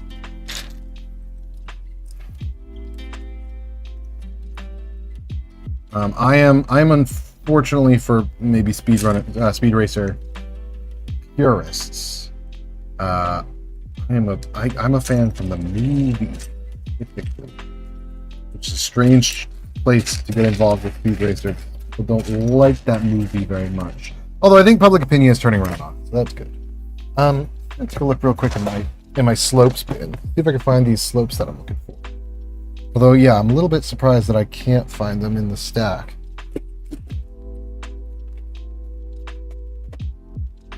Here's one. And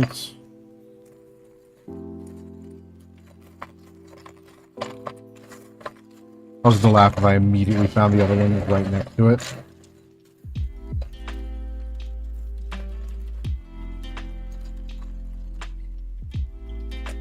Here's the other one. Well, so whether or not they're the ones that came from this set doesn't really matter. Interesting. These one on the. Should I move everything back one?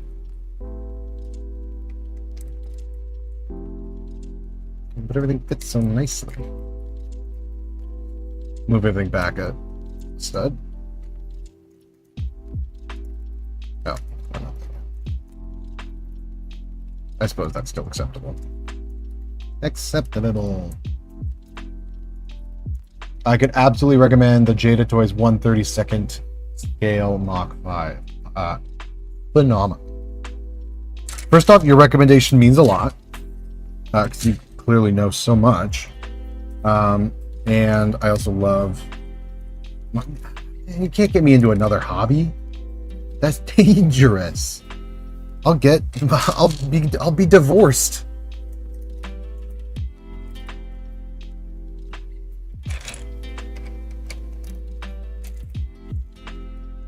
These are pretty cool. I have a coworker who's really into cars, and she would get a kick out of all of the knowledge, all the stuff I'm learning today.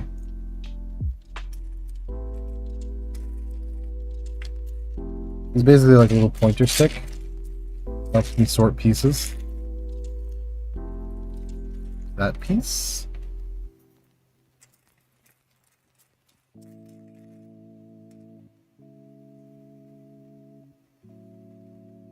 There it is. Excellent. The thing that impresses me the most about this X-Wing is how big it is. You'll see when we're done, but it's like kind of a sizable model, especially in comparison to all the X-Wings that are coming out these days. They just came out with the new Republic X-Wing. That is peanuts compared to this set.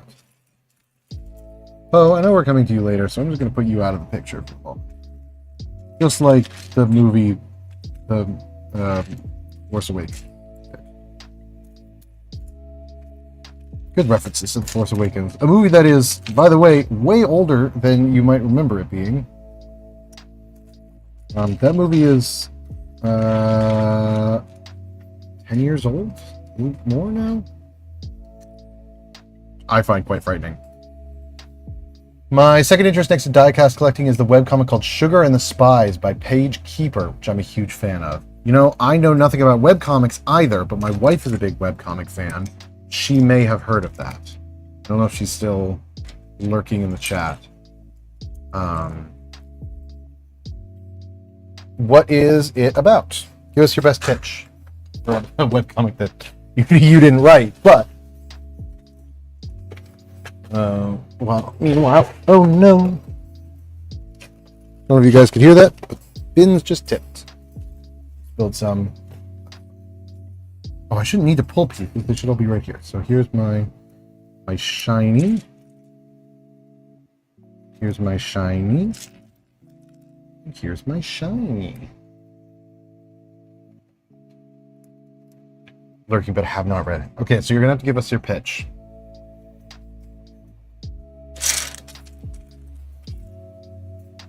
Which I know you have on lock because I'm a big Ninjago fan, and I could pitch Ninjago in a second to someone.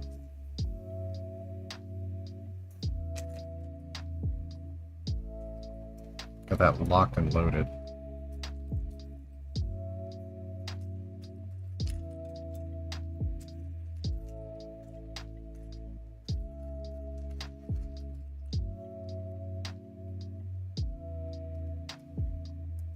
I need another shiny. Me shiny.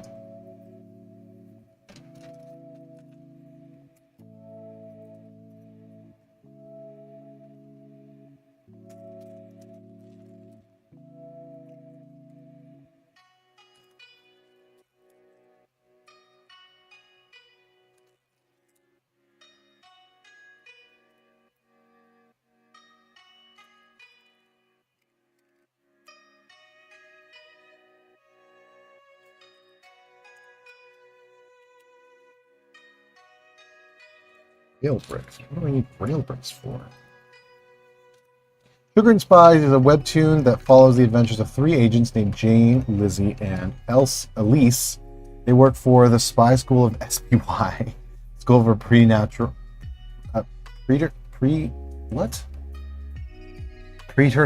Youth. Their boss is named Five.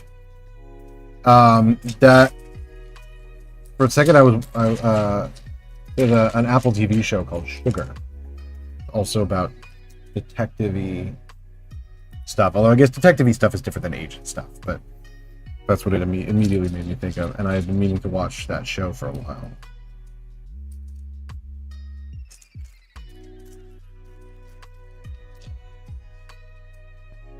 I have to be really careful with this set with dusty pieces. I know that there are... You're looking at a lot of these pieces in the dusty.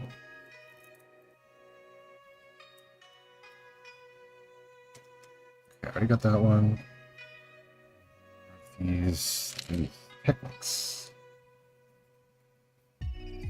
SPY is very funny. I love when shows, books, comics, whatever, do the silly acronym, the silly reverse acronym. That's good fun. Look at Marvel, they've got like sword and shield. Ah, here's the one of the things that I was looking for. Do I bother to? Yeah, I do. I got this weird thing where like sometimes it feels like certain parts belong together, and so if a piece came from this set, it should go back to this set. That was one of mine. It's this one, and I will remember that it's the one on the port side of the ship. That is mine.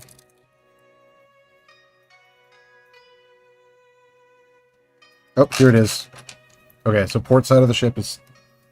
Wait, is it port side of the ship that was mine, or port side of the ship that was the replacement? Oh, I don't know. Hey, at least I know my port and my starboard, though. Take that as a win. I'm going to say port side is black. So this one's going here. And hopefully, now everything in the set is complete. Each other. Preternatural is a word. Yeah, okay, fair enough. Jane's spy class is Alpha, Lizzie's is Delta, and Elisa's is Beta. And then there is computer genius named Tom Robinson. I like that they're like... I guess Jane, Lizzie, and Elisa are also pretty, like a better word, simple names. But Tom Robinson is also silly.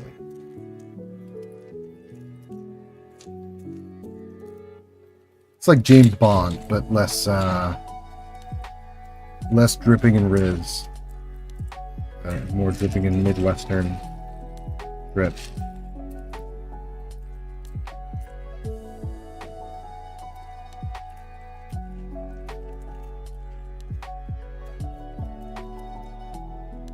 I'm looking for this other Technic plate on this other side. Oh, there it is. Okay. Put this down for a second. Put it down over here, so it's go here. Grab one of these. These, and I need 2 more shinies. 2 shinies over by the banana.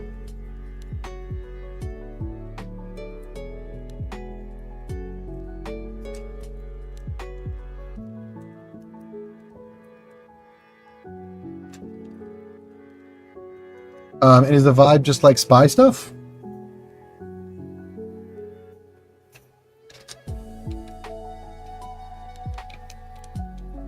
Like, is it a, a mission of the week kind of spy thing?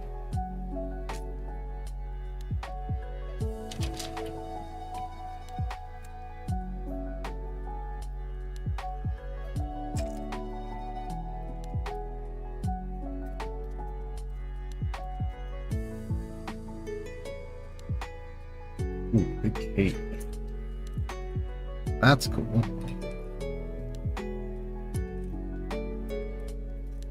Is this going to be the cockpit, or is this going to be like a cargo, or just empty space in the middle here? Tom Robinson is the younger brother of Doc, aka Bruce Robinson, the Australian medic of the Spy, or sorry, the SPY.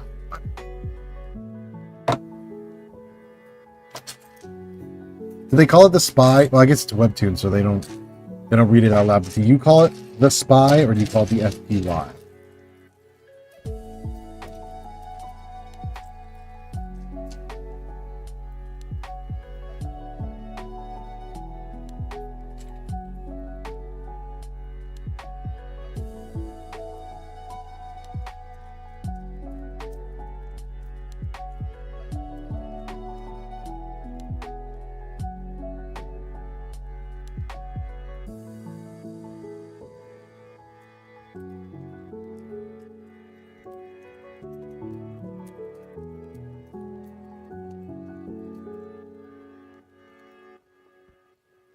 Hmm.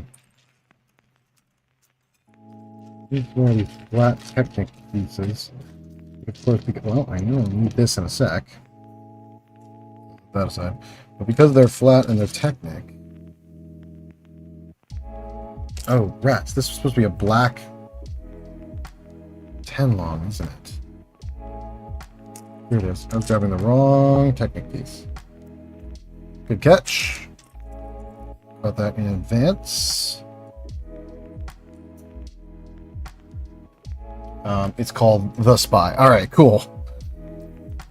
Didn't want to make it seem sillier than it is.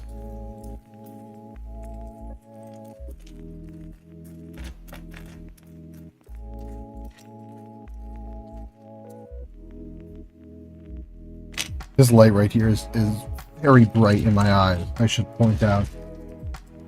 I'm gonna have to change that around before Lego Banana gets back.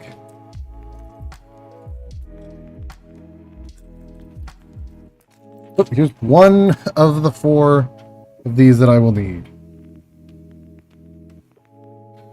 Or at least the 2 to start with. The other one around here as well. There it is. It's kind of funny, like even though these were all taken apart and we're all in a bag together, they the pieces that were at one point together are still together. It's like a fluid dynamics kind of thing. I bet there's a physics reason to it, that they basically act like tiny particles in a big fluid thing. I don't know what I'm talking about, but I sure do like to pretend. But like pieces that started out together end up together as well. Is kind of where I'm going with that.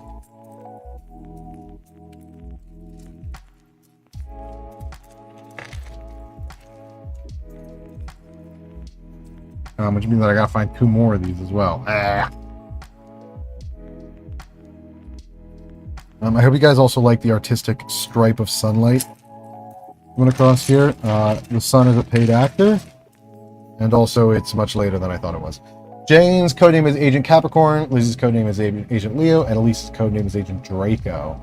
Together they make up the Team Chimera. That's awesome, actually.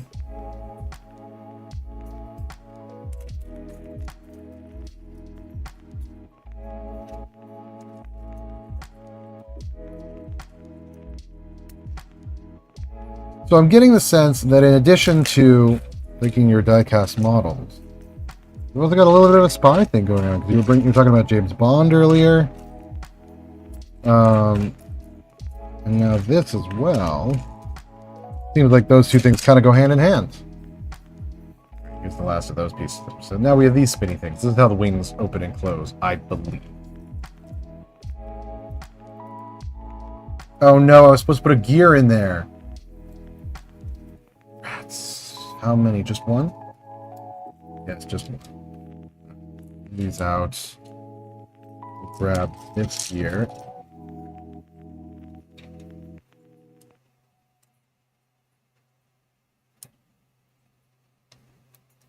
And we'll fix that.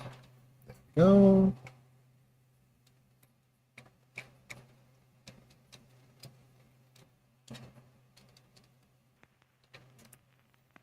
There we go. Now we have a spinning gear. Back to regular Lego for a second, away from Technic. It's funny the amount of hate the Technic gets. I've got a lot of folks stop by in various streams talking about how much they don't like Technic, but it makes so many of the cool play features that we like. Technic sets are a little bit grueling though. Those I can understand.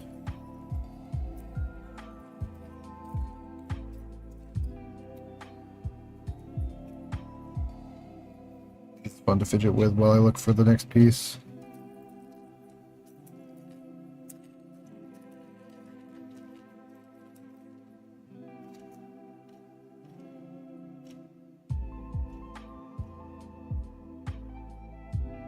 There's 4 shinies as well that I should grab while I'm looking, or just toss around. That's also fine. There's 2.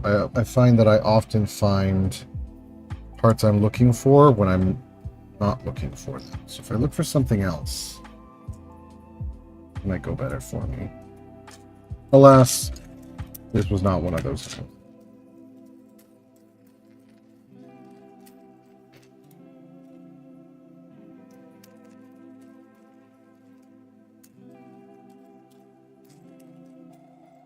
Ah, here it is. It migrated. Music fact about Lizzie grew up in a mansion in England alongside her parents Bernadette Langley. Gotcha. This says with flamethrowers. I've got a flamethrower guy right here. Maybe it's a flamethrower gal under there. We don't know.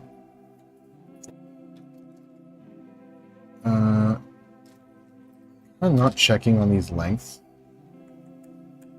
as much as I should.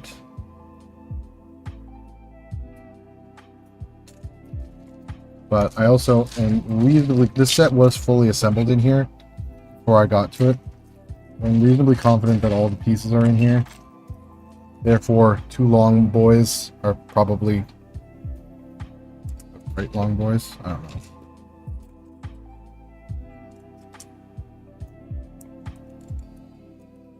This is my first time building an X-Wing with this kind of shaping thing to it. This would be fun for me.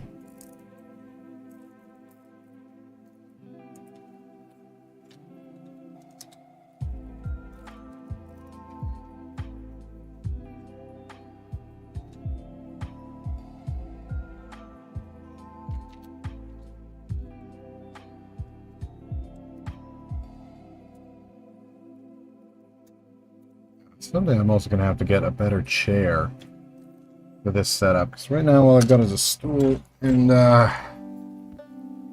back is not too happy with me about that decision.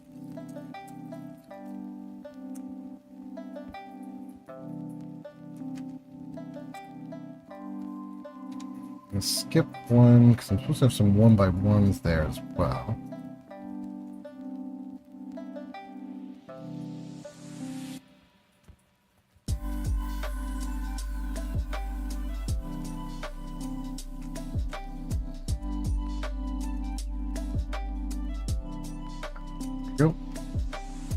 Still don't know where those blue 1x1s are.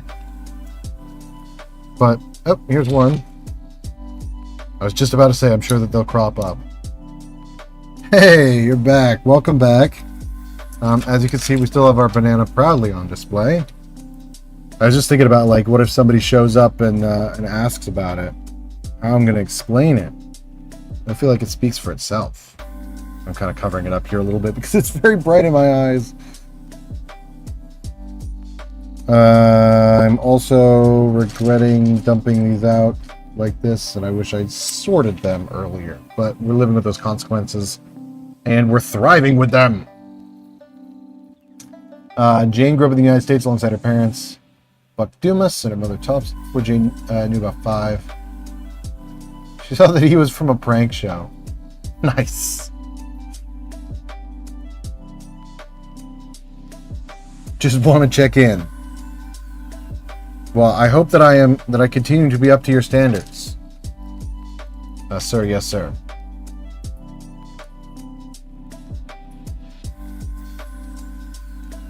We're just going to set this down here for a sec while we build this little sub-assembly.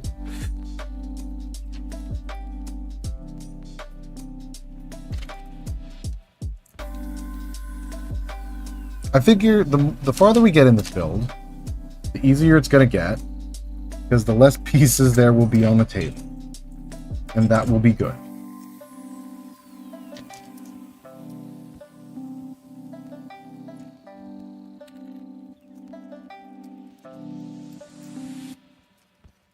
I wonder what this transparent pink piece is going to end up being.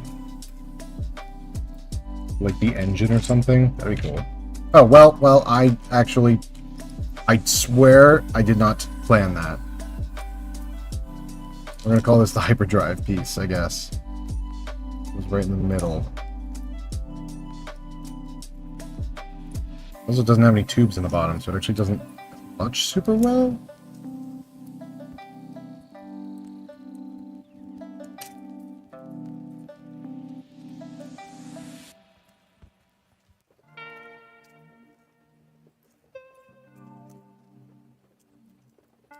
Nope. I'm gonna raid more. Alrighty. Best of luck to you on your travels.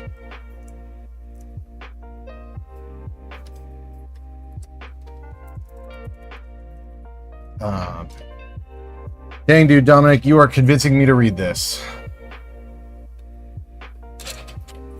It sounds very fun.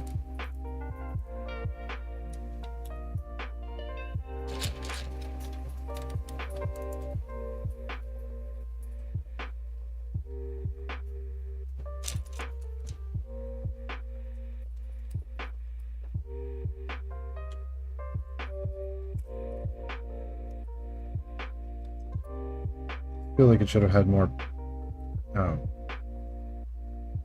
Oh, that's why. That was silly about this placement. It was here, and that's why these studs were here, was to even out this whole line for me.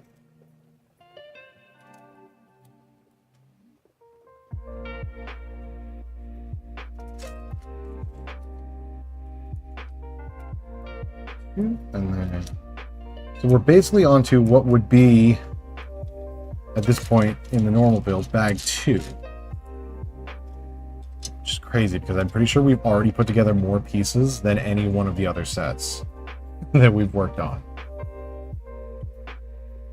I suspect that this is also where I'm going to have to start dusting in a minute.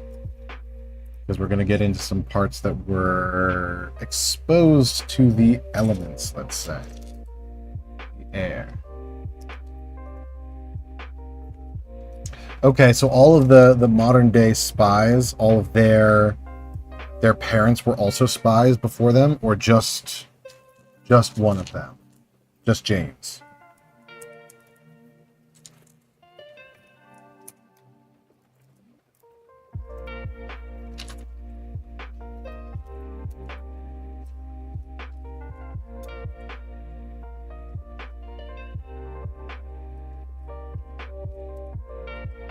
Ooh. Here's our...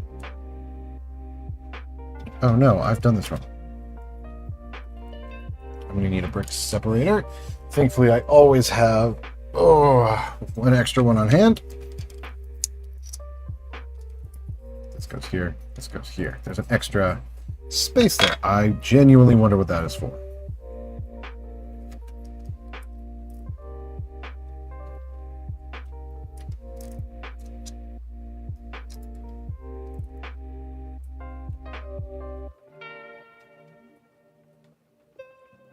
Did I do that right? There's also a transparent orange front. I feel like that's got to be just for fun, right? There's no reason for that to be transparent orange. I'm sorry, is this is that a skeleton leg that's being used as the control panel? Do I even have that in here? I don't think I do. I'm gonna have to grab that from my minifigure bin. That's hilarious. Where did I do with my minifigure bin?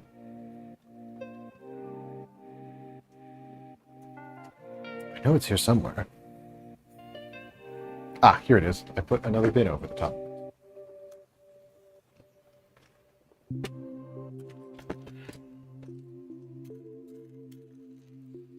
The webcomic is over 224 episodes and 19 chapters. Both Jane and Lizzie's parents are spies before them. Nice. I'm assuming that you are up to date.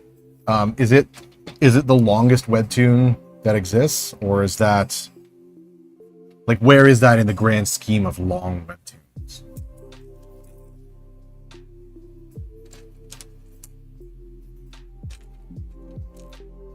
Blue tech. I know I saw one here.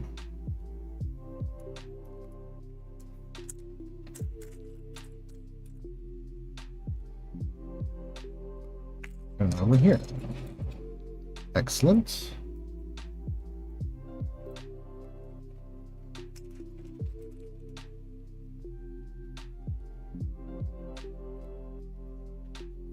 There's that all the way through.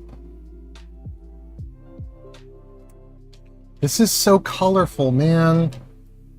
This is exactly what I was ranting about in my most recent long form video, was that there are not enough colorful Star Wars sets. This brings so much joy. I guess it's not as displayable, but kind of who cares? Well, no, people cares, but they shouldn't. I decree. I wonder if it's still 1-to-1 scale, but I'm pretty confident that this is a 5 long piece.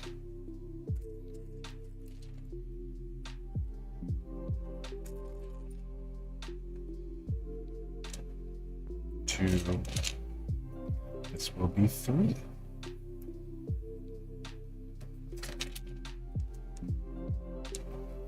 One of these goes up through the bottom.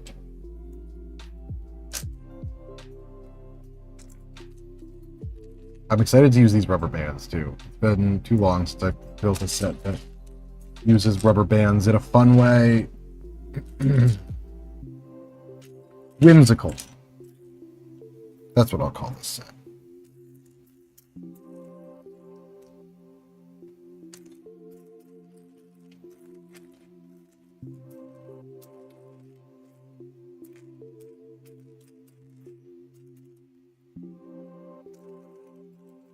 The one. This whole thing goes in.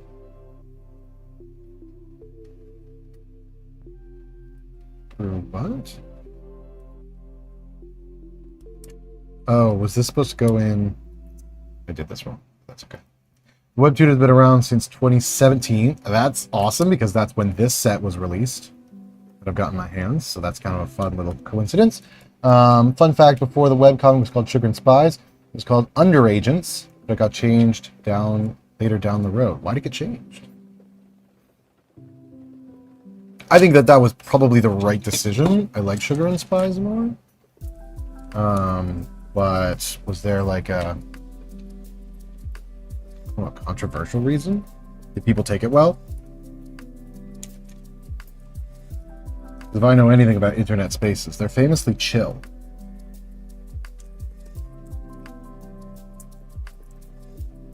Three, four, five. Famously chill about things that they love.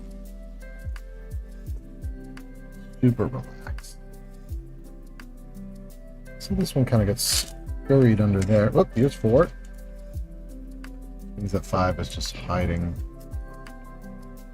something else. This, I bet.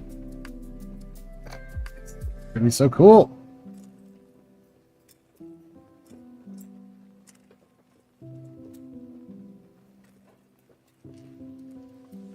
Here it is, right in front of my nose. And my eyes, I guess, but it's funnier to say nose.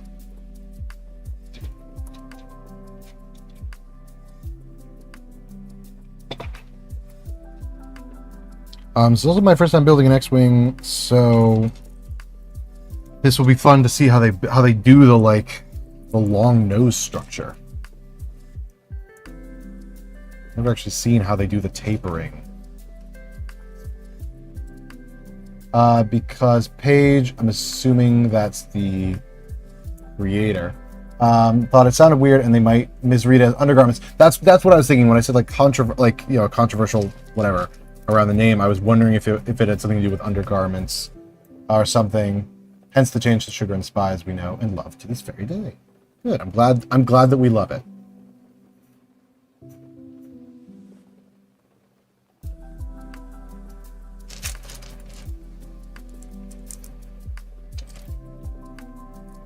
One, 2, 3, and these.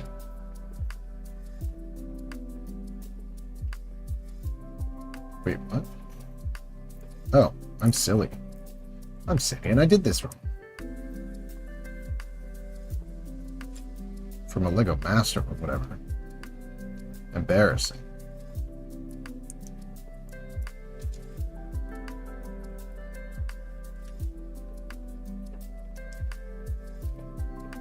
Oh, Jane is your profile picture. Nice.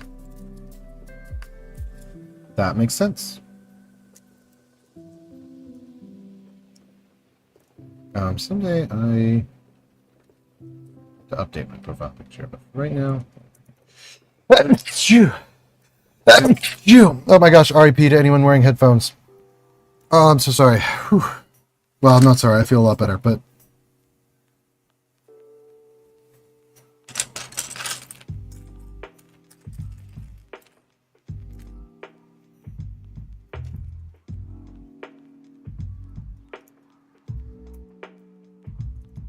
There we go.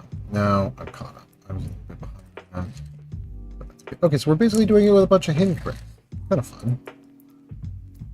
I think I wouldn't have suspected hinge bricks to pop up in an X-Wing.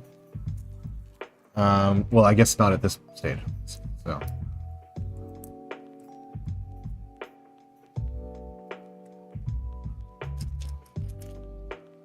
That's too long.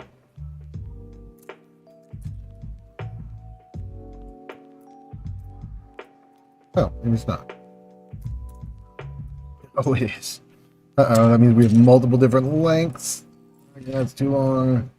That's just right.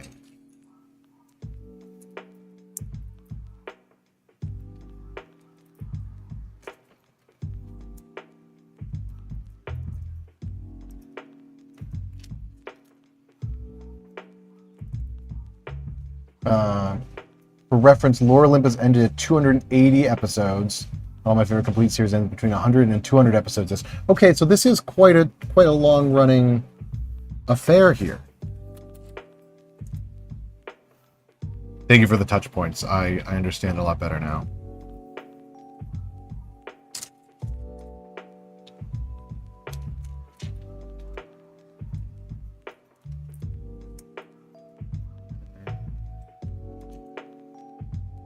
Unfortunately, this is starting to run into the issue that Star Wars sets have with gray. It's now happening to me with all this blue. Eyes are swimming.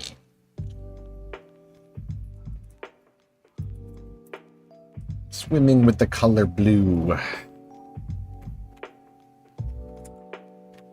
You know, one of those really long blue pieces. Nope, it's this one. That's the way to do it. Sugar and Spies is based on a game that Paige and her friends used to play when they were kids. Ah, that makes sense. That's absolutely the kind of playground game that I would have played with my friends too. And yeah, that makes sense why their names are on the simpler end, because they're all real people. That's cool. And yes, Blue Chair has 1,400 episodes, but Blue Chair is a different style, I think. Blue Chair is in a league of its own.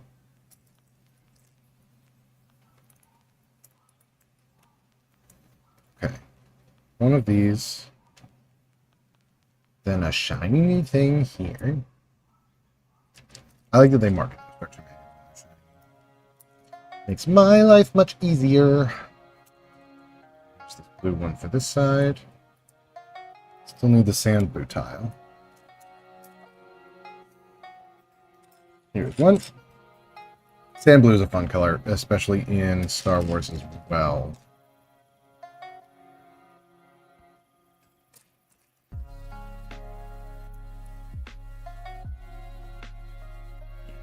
That's coming together nicely.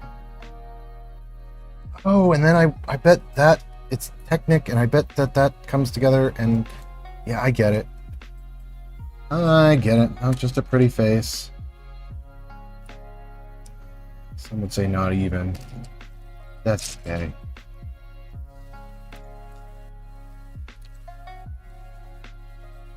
Now, this is too short. All the different colors of 1x is messing with me. I bet these are 1x8s, and that's the fusion that I'm having. Yep. Too long.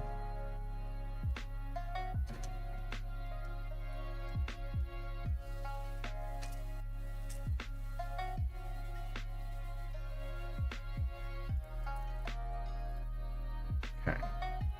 Yes, yes. Good. See, what do you think of the Sugar and Spies lore? I love it. Seems like good vibes all around.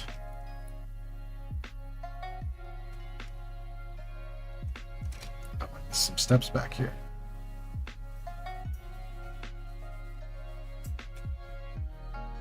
Wait, when did I miss those steps? How long have those been sitting in the base? No, I love it. I will have to check it out at some point. My wife introduced to me right before we got married. We watched some episodes of Totally Spies, which is a big show for her when she was younger. And so it kind of reminds me of that vibe, which is a good vibe, to say the least.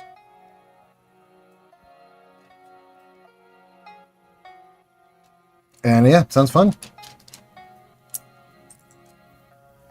Stick this in the nose. We're slowly getting easier to find pieces. You know what? I'm going to stand up, actually, because I've been sitting down, and it's getting to my back. So we're going to stand, and hopefully it'll be a little bit more comfortable.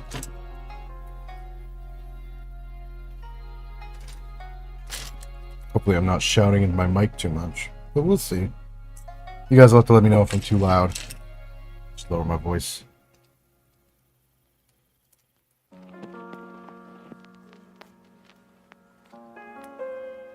It's on Webtoon Canvas. What is Webtoon Canvas?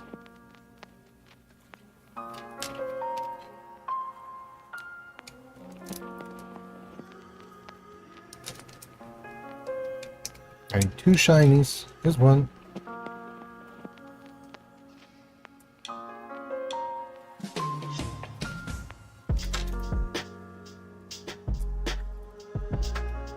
Still love these spinny bits. This is going to be genuinely one of the biggest sets in my collection. Just like scale-wise.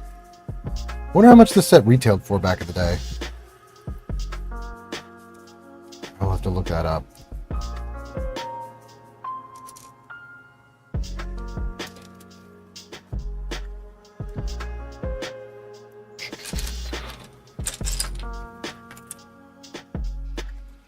Looking for a brick with a clip. Clip brick.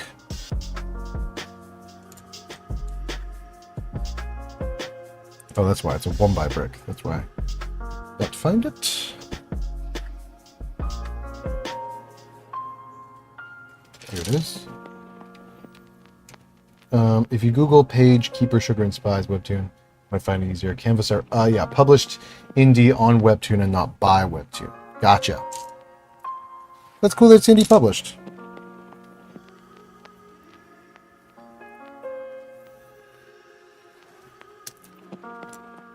And it's cool that they have a platform for indie publishing as well. Why is it always so difficult to find the simplest pieces? All I'm trying to find is a 1x1 brick. Found it. Oh, that's a 1x1 snot brick. Hang on, let me pull all the snot bricks here. Maybe this should be part of my process next time I build one of these sets raw like this, is to sort them on the table for my own sanity.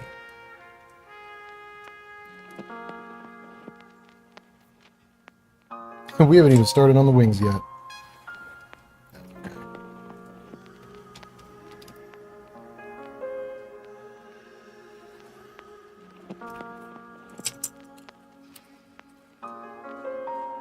Oh, there were 4 of them that I was supposed to place.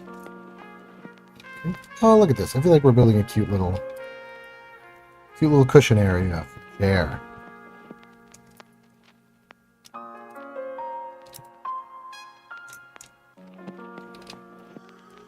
And then I'm assuming this is where our weapon is going to go at some point.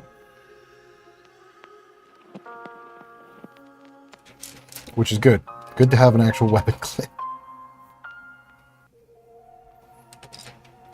And not just whatever we were doing in one of those sets, which is throwing the thing in the back. Throw the lightsaber in the boot.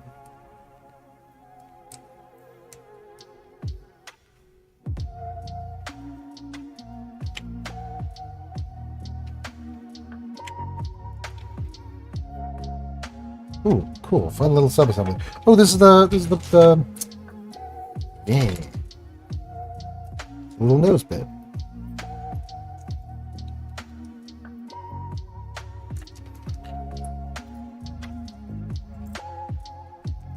I feel like we're mostly into just plates at this point now.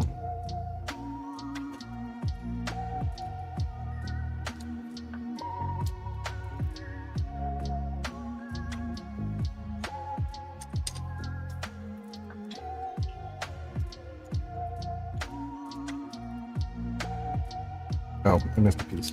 Oops. Happens to the best of us.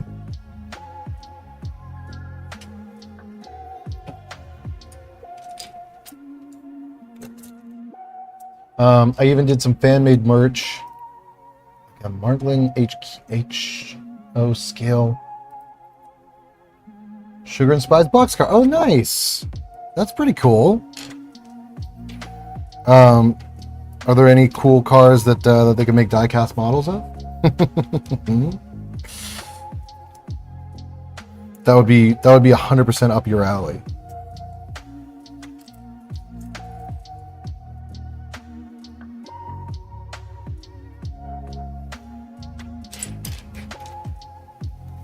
Maybe next time I get a really dusty set like this, what I'll do is I'll just I'll toss it in like a bag with like an actual feather duster, and toss it around a little bit. That's cool the way that the math works out, that this all like narrowly tapers like that, except for these bulges here. That's maybe not my favorite thing, but oh well, can't win them all. Okay, this is a black tile that should already have a sticker on it.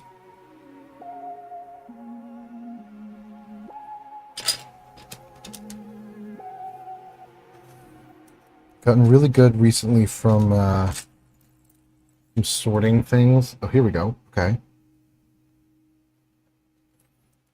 Is that going the right direction? I think it is. From sorting pieces, I've gotten really good at recognizing different Lego parts from upside down, which is now a silly superpower that I have. But I think it comes in handy. And then a shiny grate. I like that all of the grates in this set are shiny, and I also like that they tell you every single time.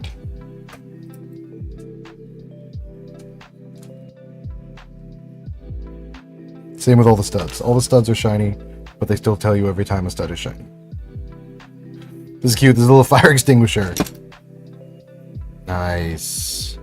That's a good detail.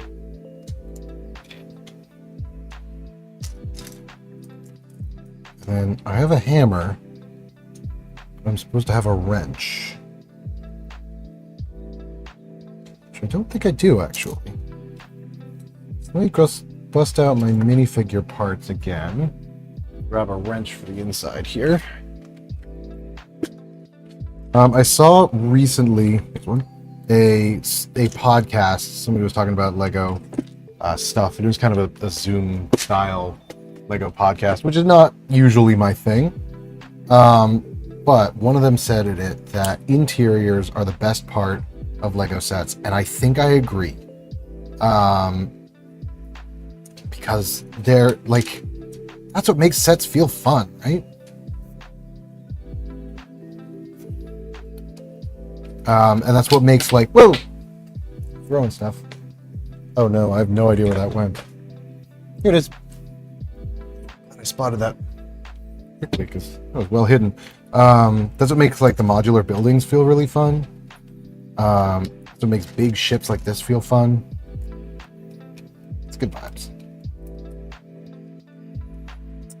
If a diecast company makes Sugar and Spice merchandise, I would clearly choose Jada Toys. They're my personal combos. Jay and a Volkswagen Beetle. Oh, do they make like people that go along with them? That's cool. Checking in on your progress. Here's our progress. Here's our banana. Actually, I think my light is dying. It is. My light is fully dying. But the banana's still there. And we're making good progress on the set. These spin nicely. Which is not a feature, but it's also certainly not a bug. We're on to bag 3 out of, I think, 5, I want to say. My back hurts, but that's okay. Maybe I'll sit back down on my stool. And we're plugging along.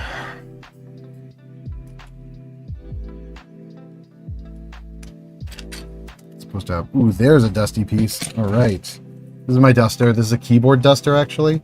Intended for, like, PC keyboards. But it's the second best thing after a makeup brush that I found for dusting Lego.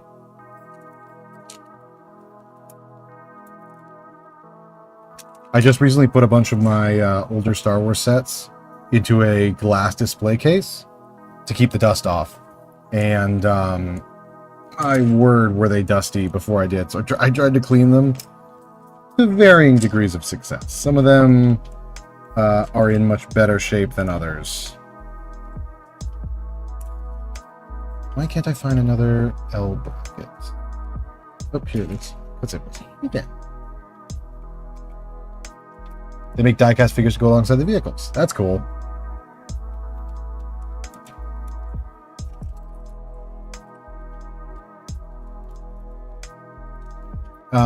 I don't know. I assume because you popped into this stream that you are also a Lego fan of some capacity as well. I'm just thinking you should make, if you are, you should try making some Lego sets based off the comic. I bet people would get a kick out of that, and I bet it would be a really fun little creativity challenge.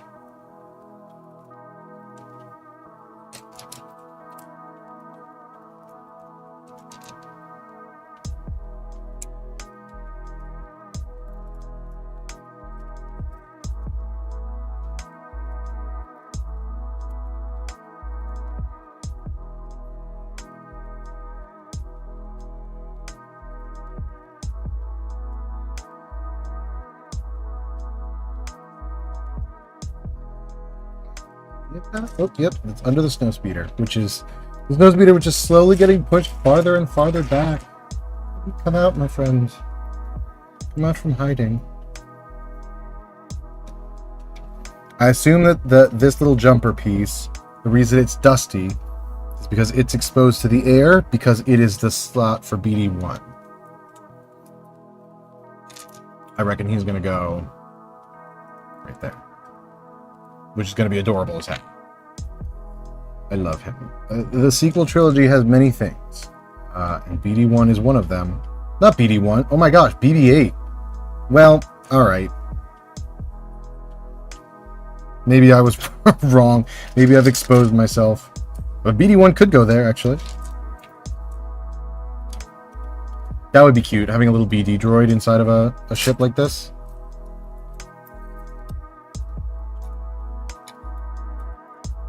Oh, that really is just open, huh? Okay.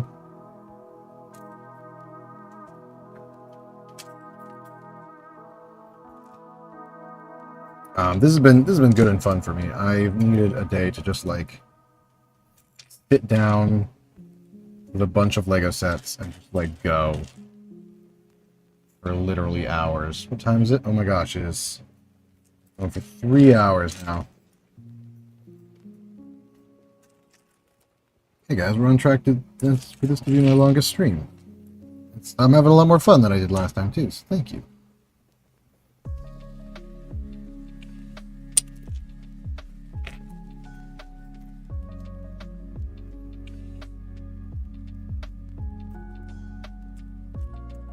Missing another 1x3.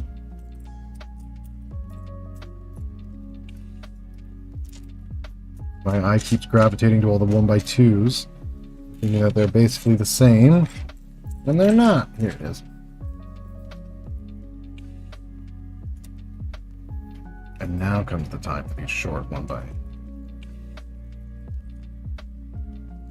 That now I suddenly can't find. Oh no.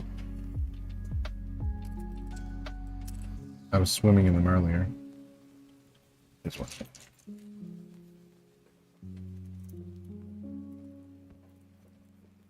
Pop this guy across here.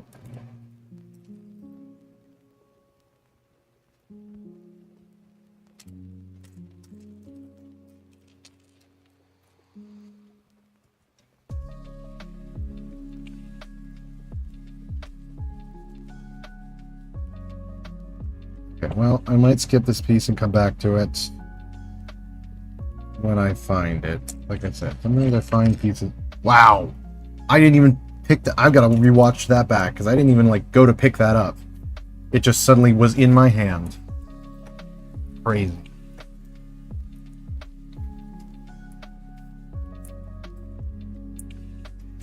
This is an opportunity where I love that they use the little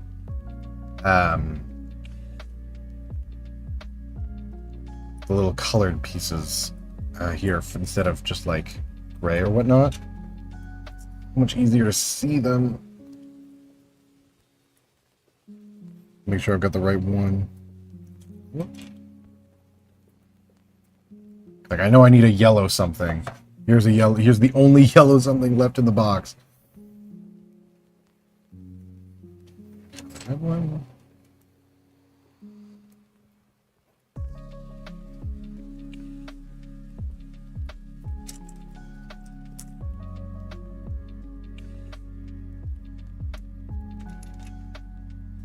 This is a fun little engine build.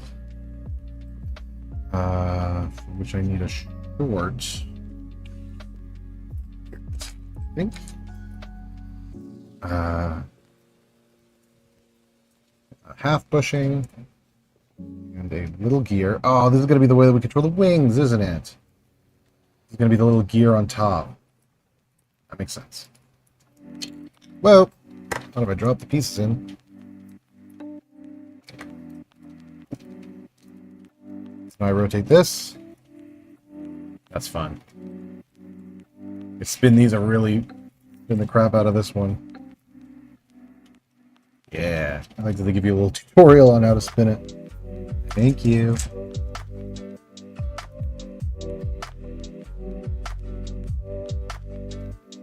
And yeah, this thing's dense too. Macking around if I wanted to. Which of course I do.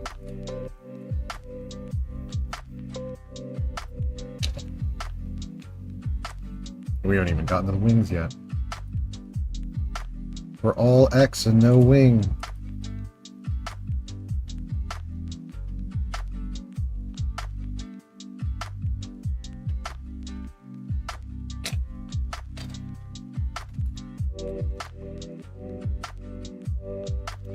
Where on earth is this other slope?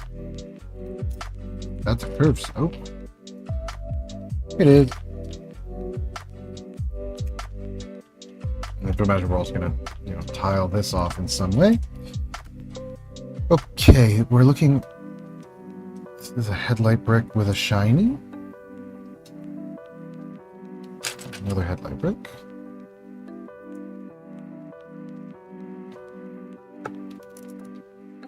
Headlight brick and a shiny.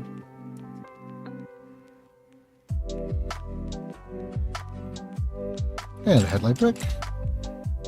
I imagine these are going to be the engines.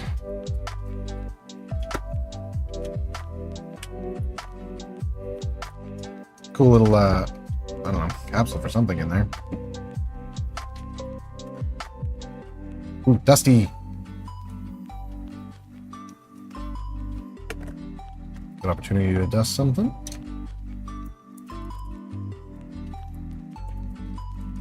I love the crunch of a good Lego connection. Is it weird to say?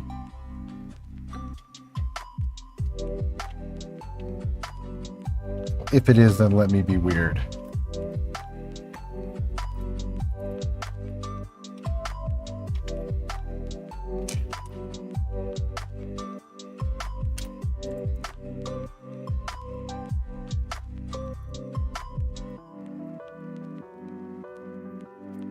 Yeah, this is getting much easier now as we're getting through parts. This is the back piece. Okay. Wow, that light is really dying. That's funny.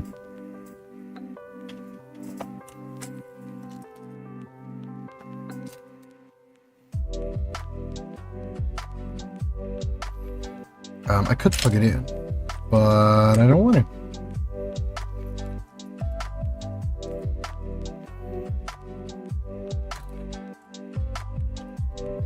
I wonder if there's any point to this other than just like fun little engine side build. I guess play feature. Imagine that, play features in Lego sets.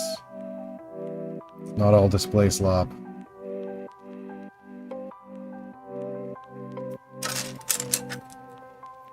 So all joint. Ooh, we've printed these.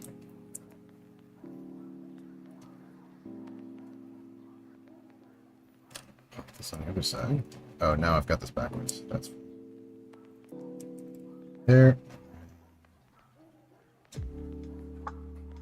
Big gear of some kind. Here it is.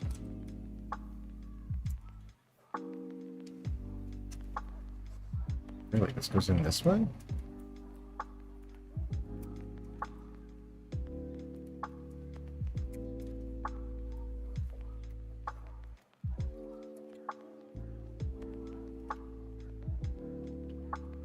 That's right.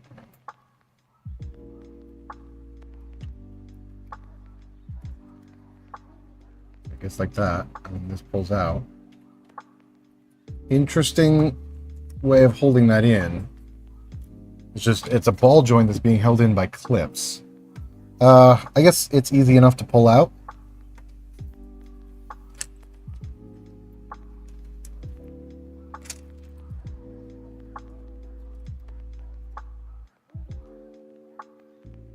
I guess that makes it a good play feature. That's fine. Uh-oh.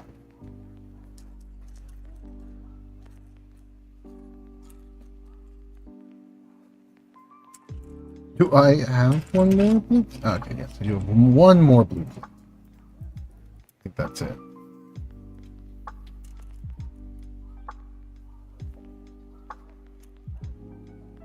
Oh, there it goes. The light is out. Well, now I have a good metric for how long that battery on that light lasts.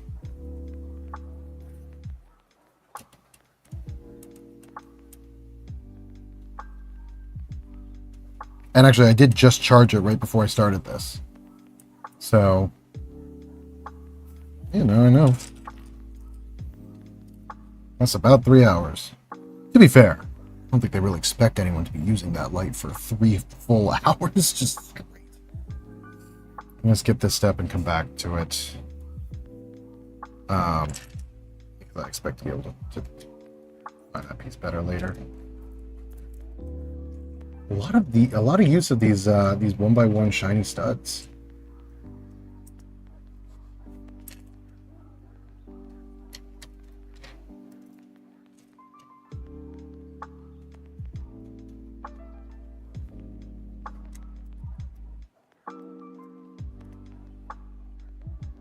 I wish those stickers had been placed on better, but that's fine. I'll manage. I think with how old they are, it is not really worth trying to take them apart and fix them.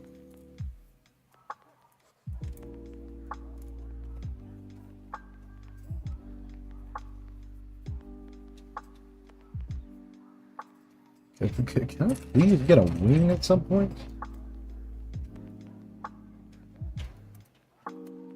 I'm a little shocked at how beefy this putty build is in comparison to what I would expect. Like, I would expect the wings to be the most amount of pieces, right? Am I cuckoo for that?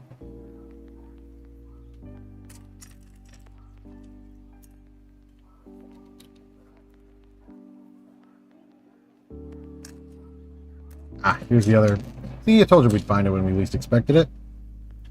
We just have to let ourselves move on. And if that ain't saying something about life, I don't know what is.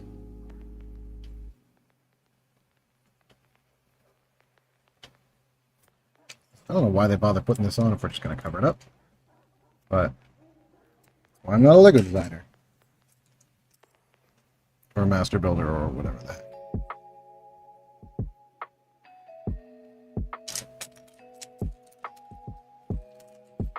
I want to get all these pieces nice and flat. Really see them well. Now I have to imagine as well that this is going to go on here. support down like that, but we're not quite there yet. We're certainly not there yet, as I'm ripping up pieces.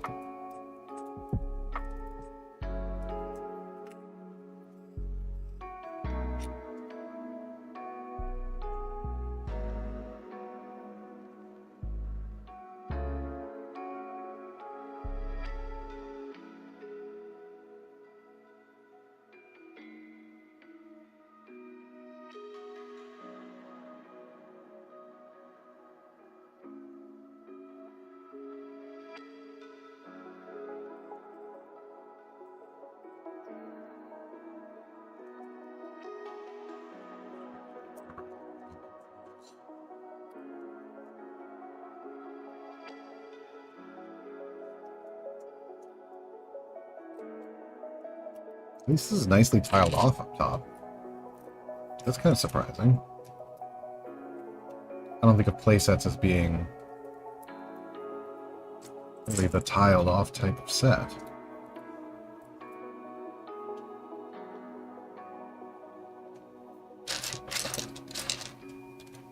This is from an era where display and play sets were not mutually exclusive.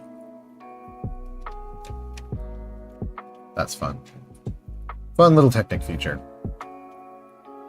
Still not doing wings yet. Okay. That's fine.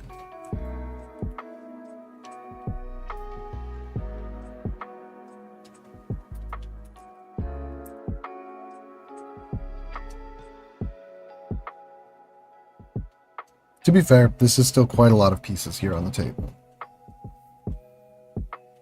Designers, we've got a lot of pieces on the table.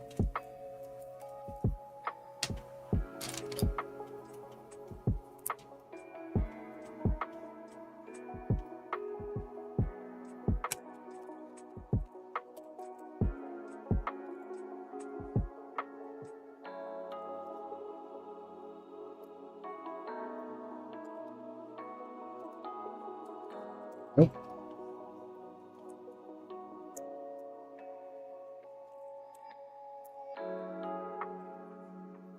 Yeah, this is nicely tiled off in the back.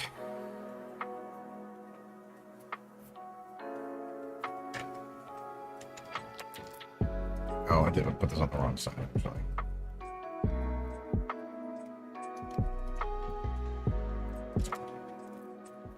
A stud shooter?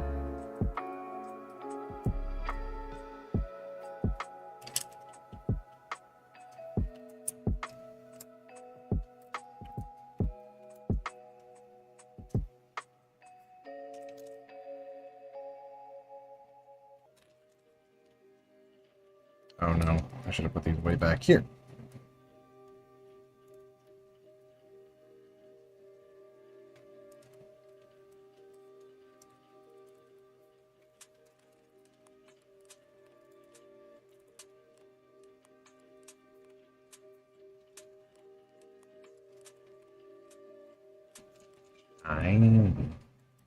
Shiny piece go right there.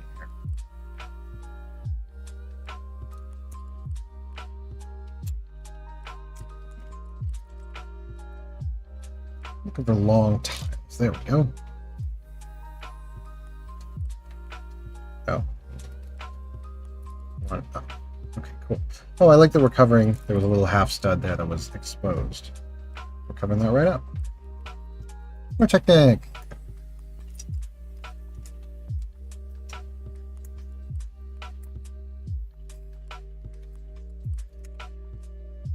Wow, we're really, even this little grate piece that we put in here, we're covering up.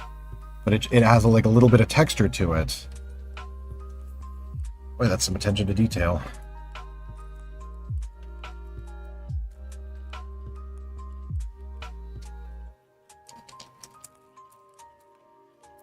I like it, I like it.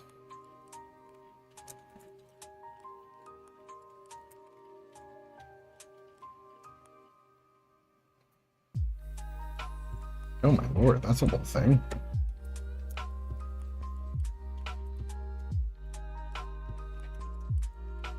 More of this piece? Yes, I do. Yes, I do. Oh man, I forgot to put on the half bushings first. That's what I get for rushing ahead. I like to think that I'm so fancy and good at, whoa, Lego, and yet here I am dropping it onto myself. I did try at one point in my life to build a set completely without instructions. Granted, it was quite a small set, but I don't know, I had fun with it. And I'm thinking someday I want to try to build a poly bag in the bag without the instructions. Well, maybe I could use the instructions, but still, build it inside the bag. It's just like a challenge, so I can have a fully sealed but built set. I think that would be a lot of fun.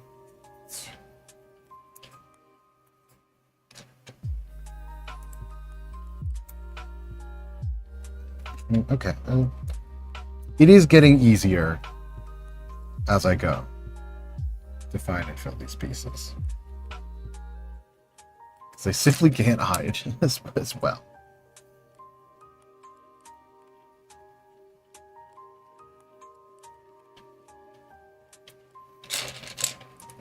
This is even probably easier than some sets that I've built recently that were pre-built, because at least this one, it just has, yeah, it's the colors. I've said it before, and I'll say it again. Colors in Lego sets are good.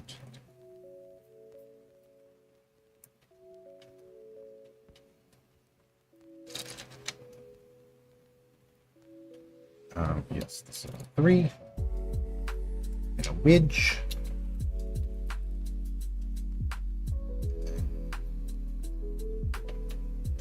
I know it's here somewhere. It's a 1x4 in sand blue. Here it is. I'm a genius. There was a kid when I was in school.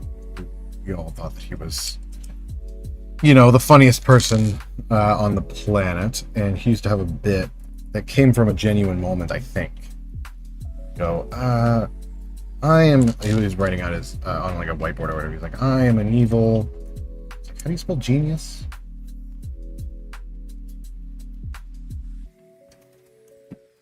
He grew up to be kind of a boring person, if I'm being totally honest, but that's fine. I'm gonna laugh so hard if he ever sees this.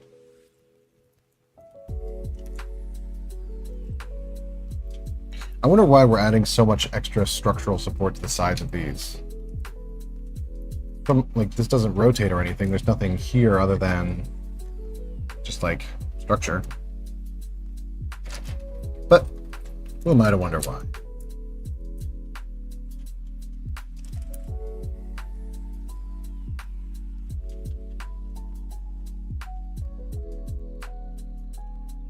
I'm just basically a child or an adult in 2017. Depending on what this set was aimed at, I actually have no idea. Suppose I could look. I don't wanna.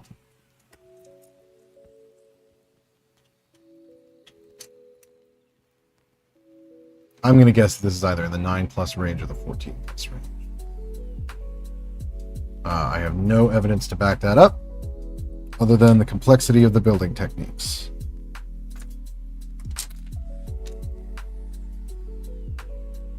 But I have quite a bit of experience. Oh, this will be back.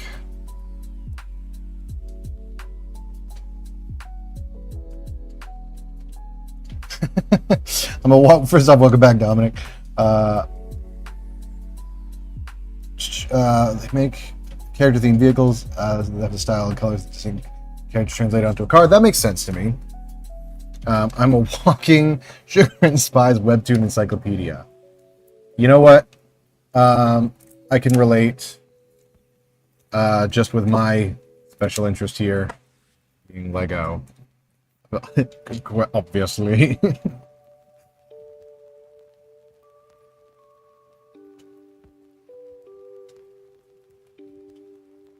It's a good and fun thing. Good to be passionate about something. I actually would not be surprised if these landing gear were not.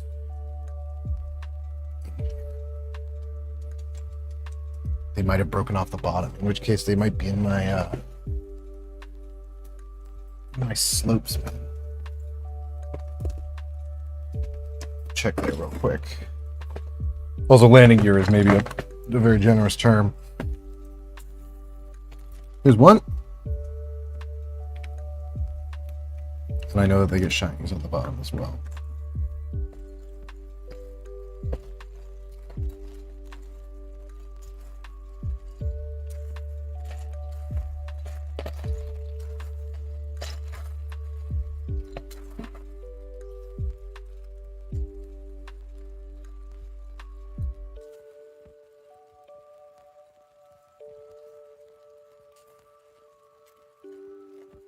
There's the other one. Excellent. Fun fact, before Elise was recruited to join the Spy, she used to work as a thief for the villain faction, the Magpies. She was recruited for the Spy. She got changed for the better. That's a lovely, lovely story. I like that there's a villain faction too. That's always fun. I'll likely need to grab 2 more shinies at some point.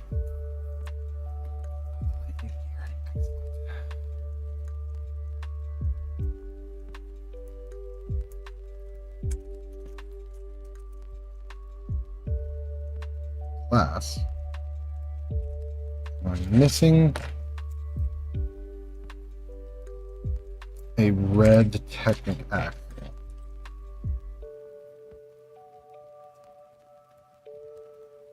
This is going to be the thing that goes the ports backwards. I have the intermediary piece. Yes, it's right here. I just need a red axle, but I don't see any. Oh, here it is. Whew. Deep breath of relief. For a little bit of the worst too, she fights for justice alongside her friends Lizzie and Jane. She even fought against a Dom in the Paris arc. Nice. Like I said, you know your stuff, dude. Very impressive.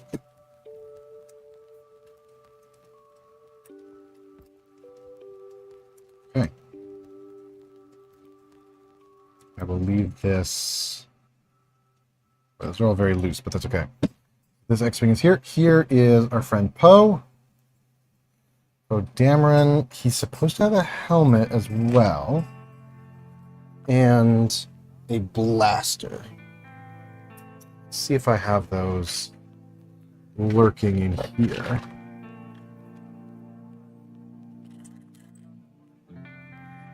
I actually don't have the helmet.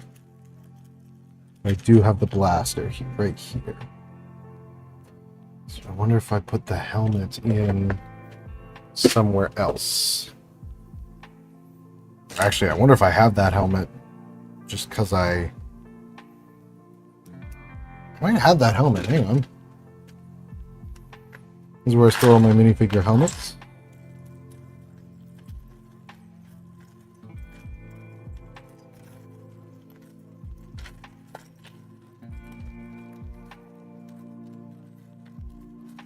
Yeah, not worth it to look. But I might just have that helmet from the thrift store haul I made a while ago. Yeah, no, don't spoil too much. A little bit's fine. It's good to know the premise. Which, to be fair, if there's like 200 whatever something episodes, I don't know that you could spoil the whole thing for me in this amount of time. I'm going to pop Poe in the cockpit here. I'm going to pop his blaster in this blaster slot.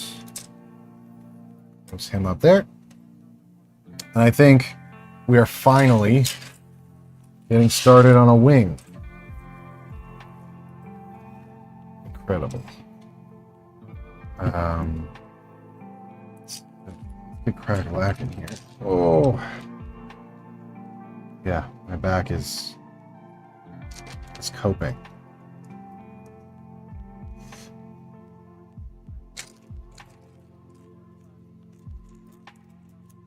Already excited for your thoughts on the webcomic. I look forward to letting you know.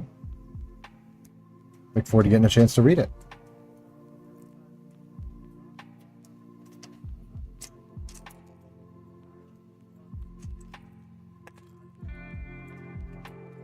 Dusty piece.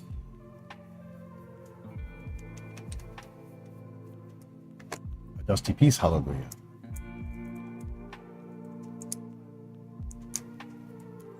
That makes sense. We are primarily in the world of exposed pieces right now.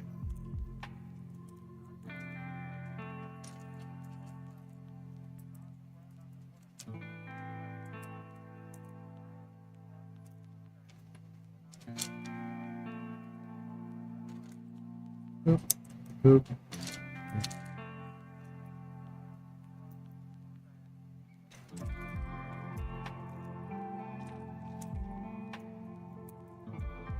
Wow, yeah, this is already much easier. Well, I say, dropping pieces all over the place. You should start at Sugar and Spice, Chapter 1, The Offer. I kind of assumed that I should start at Chapter 1. That makes a lot of sense to me.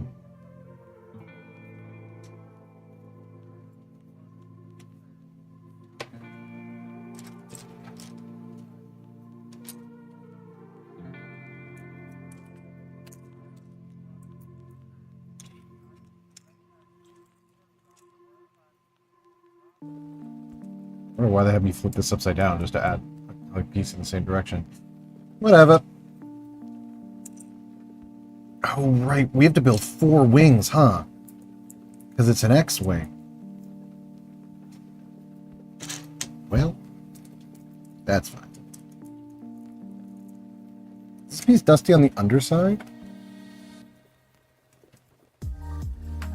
Yes, it was. I don't think I've ever seen a Lego piece dusty on the underside.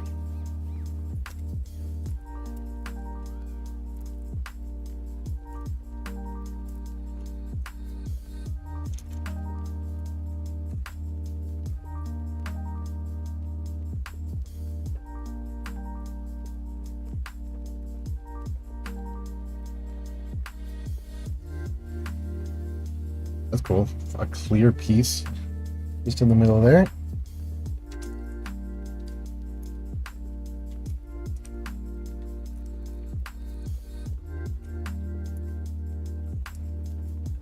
On July 7th was the 9th anniversary of Sugar and Spice. Dang. Yeah, that has truly been around for a very long time, especially for a webtoon.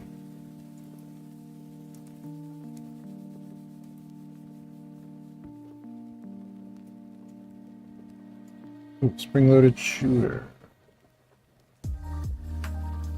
Do I have one of those lying around? I actually don't see one. Let me look at my miscellaneous bin, which I put here.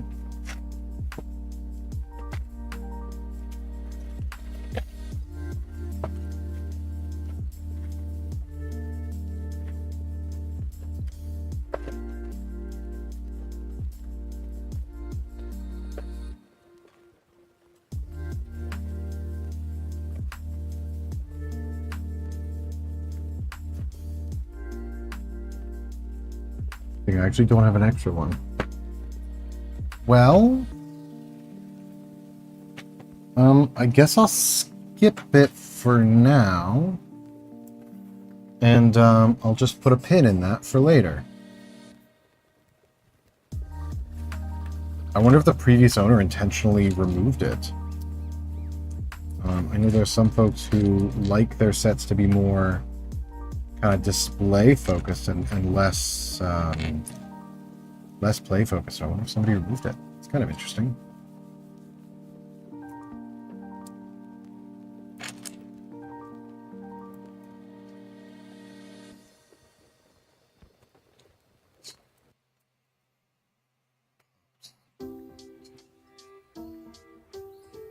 Seems right.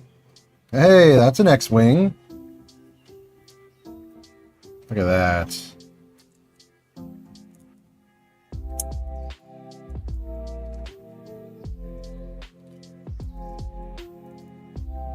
Jane's full name is Jane Elizabeth Thomas.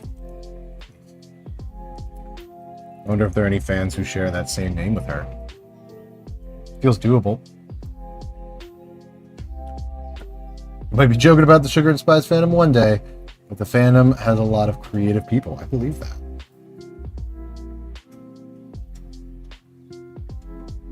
I love creative fandoms.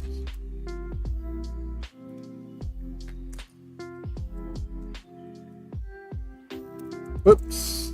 Dropping pieces all over the place.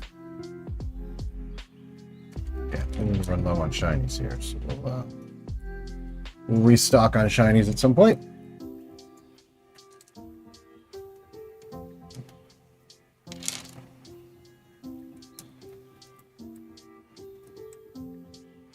Oh, that's cool. This is a shiny wheel well. Interesting. I mean, why not, you know?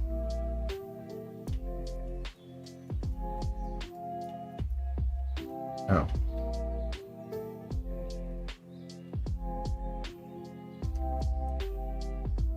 Kind of feels like there was supposed to be a piece that went in there. But I'll let it slide, I suppose.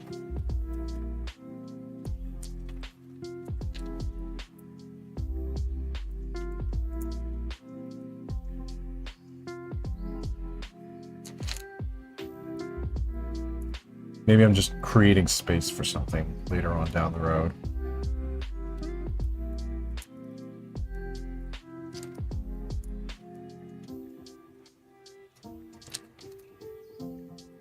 Whoa, some big pieces. I love when Lego pieces are just like big pieces. Who knows, you might be joining. Yeah, exactly, you might be joining it one day. Oh, you said joining. I thought you said joking. Sorry, my eyes are bad.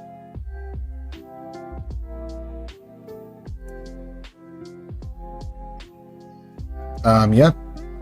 Never say never. It's supposed to be stickered.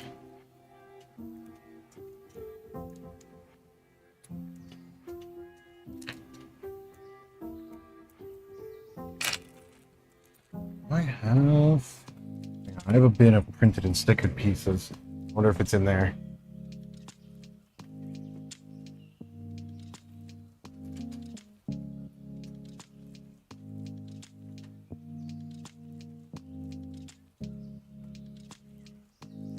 Push these all back for a second.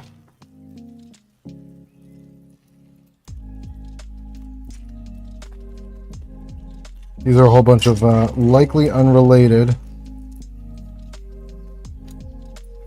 printed and stickered pieces. But there we go. Here's one. Just what I needed. Then I'm actually just gonna push these all. I'm gonna move these. We're gonna do a shuffle here. We're gonna slide this stuff to the side.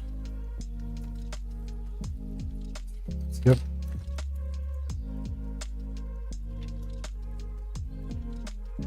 Dropping things all over the place. There we go. There's that.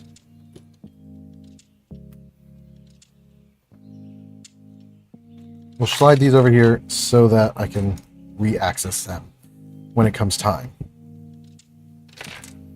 Oh, I wasn't supposed to push this through. That's why.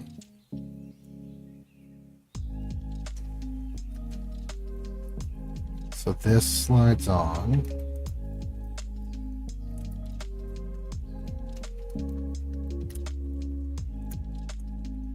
Like that.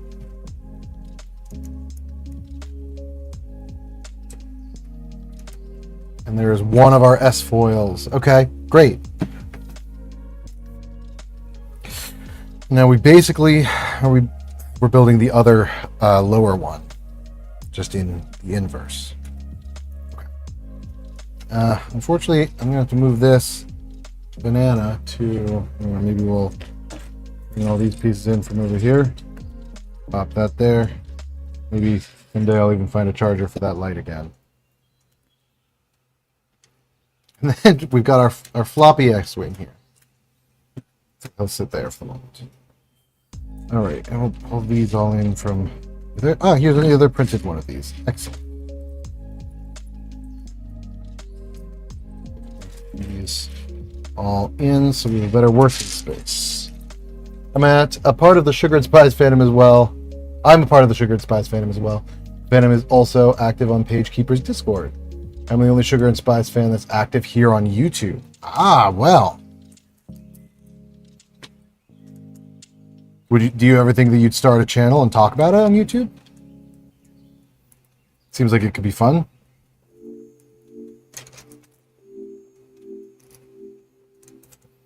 I mean, clearly I'm biased, but I think it's a lovely little space here on YouTube. And I bet there are other folks who just don't talk about it.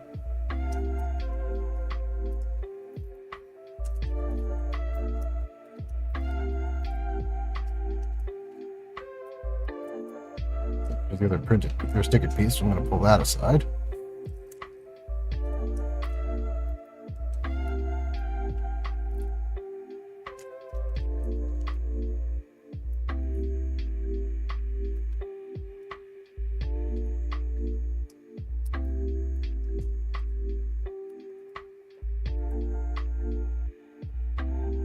I like that we build all this colorful stuff on the inside and then we just cover it up again. With exactly the same colors in exactly the same places.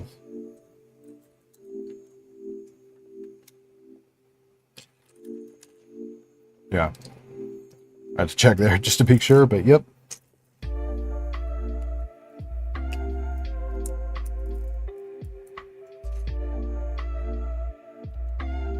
Oh, nice. I do a lot of fan episodes, fan fact videos, fan songs, etc. That's awesome. So you are already like active on the platform. That's very fun.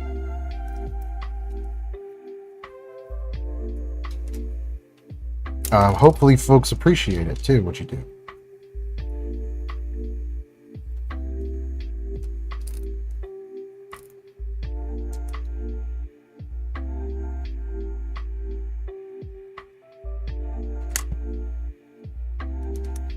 I also did a Sugar and Spies parody of Steamed Hams, featuring Doc and Five as Seymour and Chambers. Yeah, I can see that. Nice. Steamed Hams is a classic.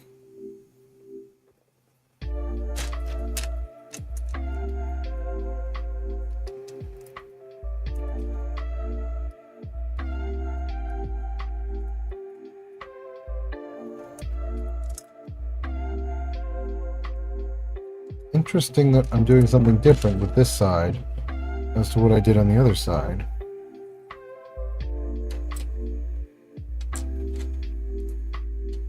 Am I going to end up stickering that?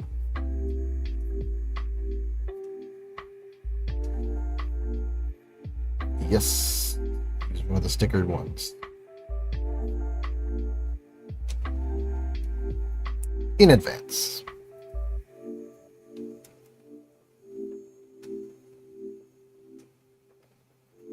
Oh, I wonder if I was supposed to do sticker on the other side of that one too? No, I guess not. Maybe this is the top wing. I don't know. I suppose I'll figure it out.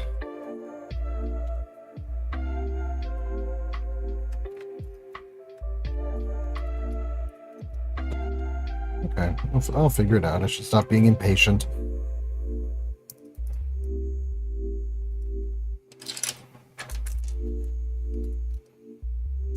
I wonder how they decide whether to do like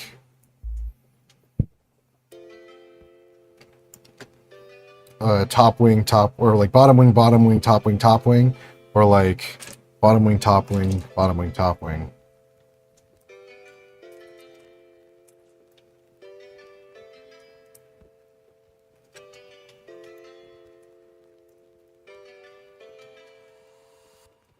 Okay. Yeah, this is definitely different. So I bet this is the top wing. What's favorite character? Top wing duck. Another YouTube friend of mine is also a huge Sugar and Spice fan as well. Her favorite character is Lizzie. It's cool that you have some friends in this sort of community together.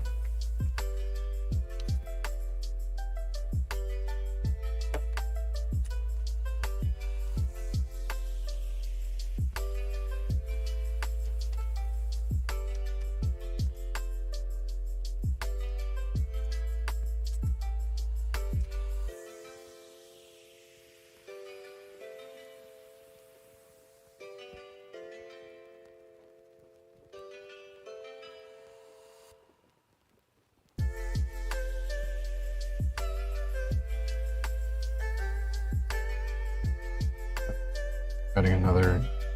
Gosh, there's a bunch of this piece in particular.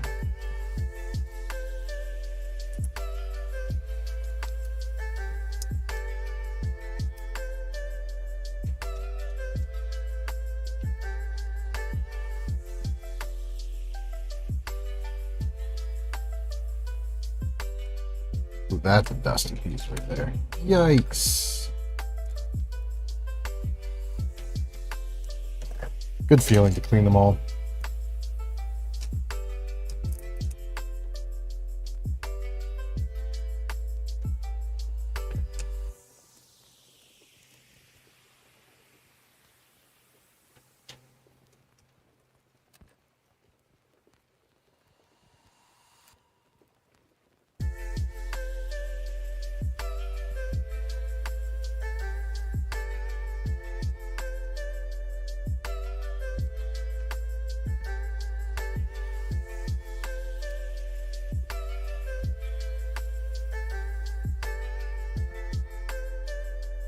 Right?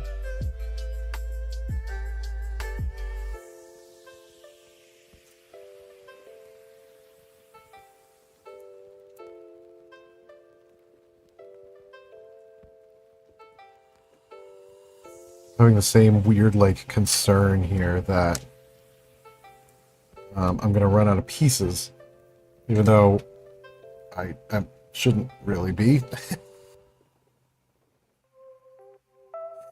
Again, another spring loader. I'm gonna skip it for the moment and see if I can find it later on, and I'll add all the spring loaders to the wings here. I'm not really pressed about it.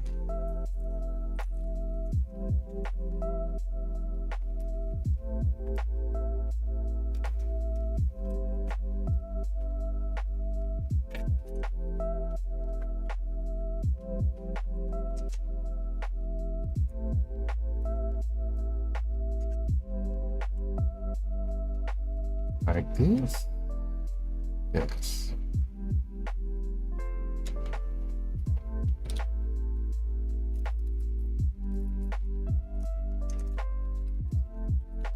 Kind of an odd shape.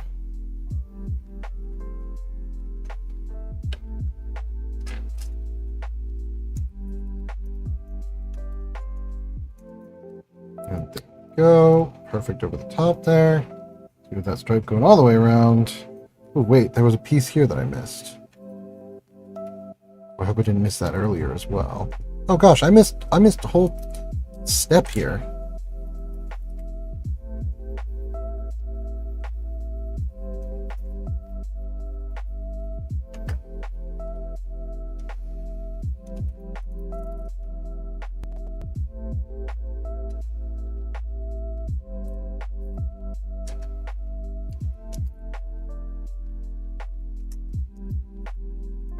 That. And then tamp these down. So we've got some schmutz on it. Clean that right up.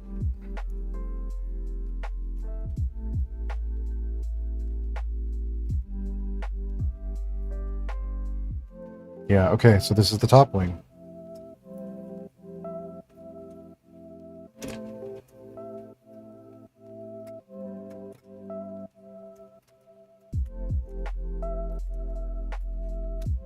Okay, we have a top wing and a bottom wing. S-foils in fabulous position. I have to imagine that this is... Yep, if I rotate this sideways, They're now in attack position. You rotate them back down, and they're now set. I do think that I missed some steps here at the beginning. So let's see, where was I? 149. I think when I attached this wing, yes, I did. I forgot to add one of these. Oh gosh, I forgot a bunch of steps here. To finish off this wing here. You know, I should really do a better job reading.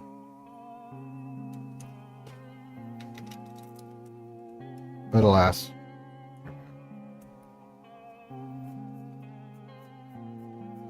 Okay, the wings are surprisingly complex. Whoop, and there goes BD1. Or not BD1. Well, whatever. I don't even remember his name.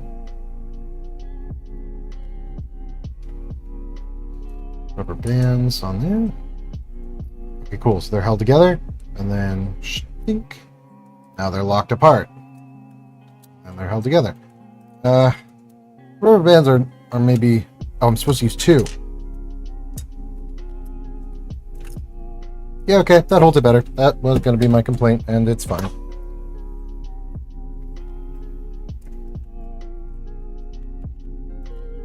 That's so cool. Wait, look at it from the top. Doesn't even rely on gravity. Gosh, that really like springs back together. That's so cool. Just even when it's... Wow. Look at that. Alrighty. With my knowledge, I could easily turn you into a Sugar and Spice fan as well. You're already on your way here. Oh. Okay, we're on bag 5 of what I presume is 6 bags total. Taking a big stretch, getting my back back into alignment, and let's go on our second set of wings. We're in the end game now.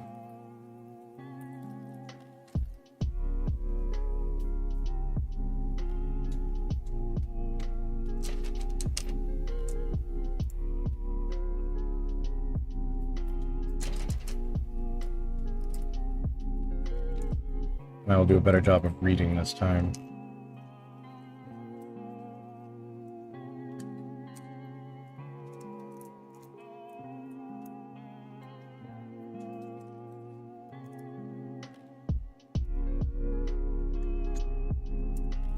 Although, probably not much better job, but we'll at least give a performative attempt. Welcome to the fandom, my friend. Thank you. I'll let you know if I get a chance to check it out.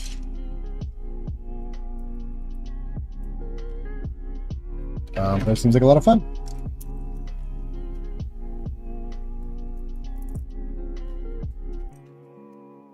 It's interesting to me how much the top and the bottom wing are different from each other on this. I would expect them to be pretty identical. They're different, and they're very different builds as well.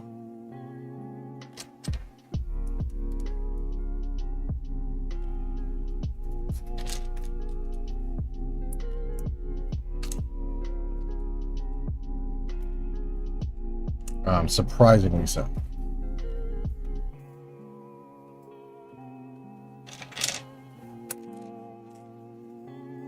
One of my very surprisingly time-aware cats is deciding to eat a plastic bag because it is his dinner time. Alas, he will have to wait a little bit longer.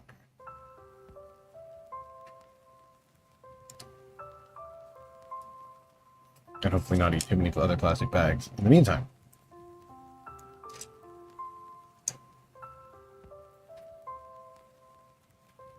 Uh-oh, I don't have any more of those printed pieces around. I assume that's getting stickered. Oh. We'll burn that bridge when we get to it, because there will be... Oh, never mind. Wow.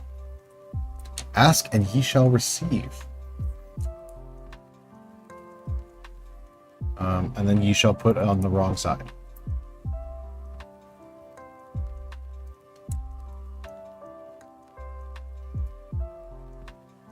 I'm not skipping any steps? No. Okay, good. Put that aside. Start on something else. Yes, chef.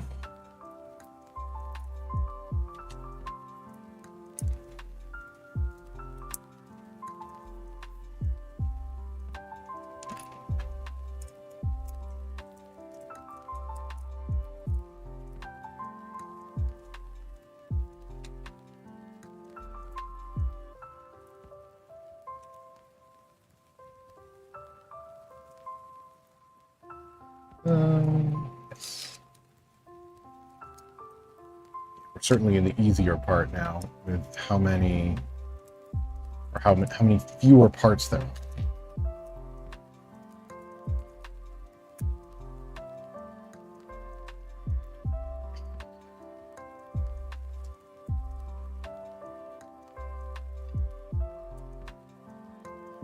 There is also a Sugar and Spies spin-off called Sugar and Spies, the Fan Art Showcase. The spin-off where the characters react to fan art. That's very cute.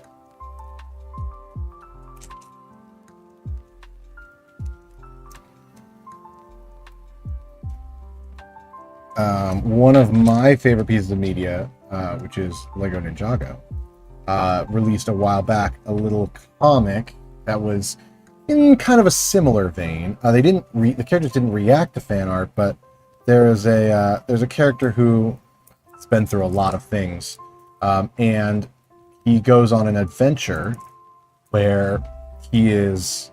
They had fans submit monster design, and so he has to face off against all the monsters that are created by all the fans. And he struggles with it. These people are very creative, devilishly so.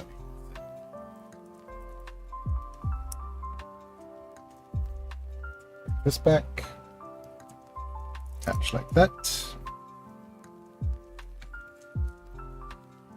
Interesting. There's a big oh no, was I supposed to be putting stickers on these?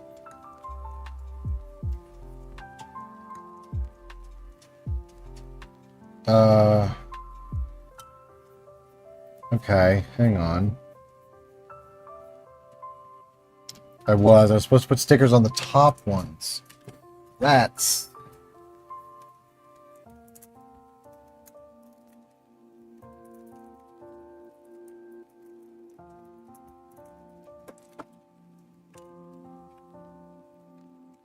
Okay.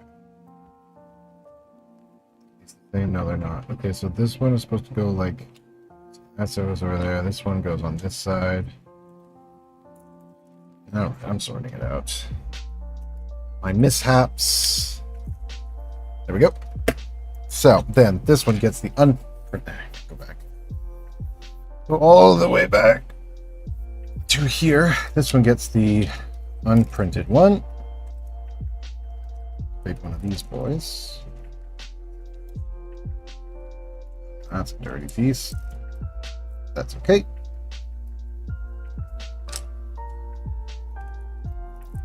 I don't forget these pieces this time. That's the goal.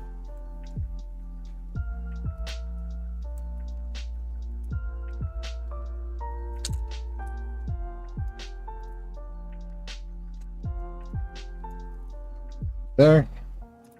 Pop one of these printed boys here.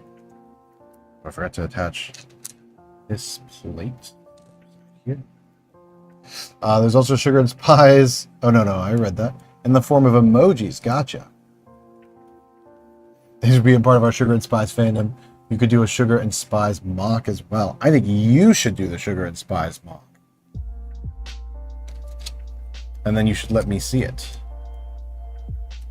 I think you would do a really good job.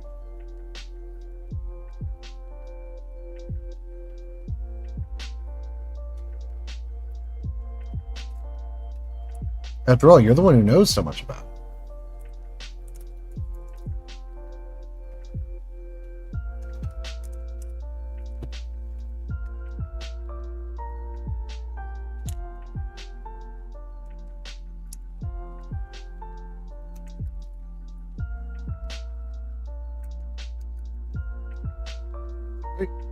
I think I did. Alrighty. Do my foolishness from before. That out. I shouldn't have pushed those in. I should have read the instructions like a good boy. But alas, I was determined to be a bad boy.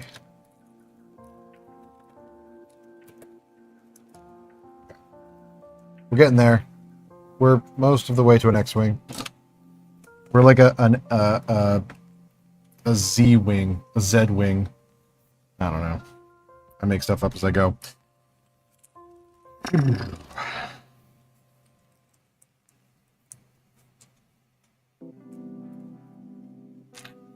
You know what I should do next time I do a long stream? I should bring myself water. So I'm more hydrated, more on. Oh, no, we can't knock down our banana. Banana must be visible at all times.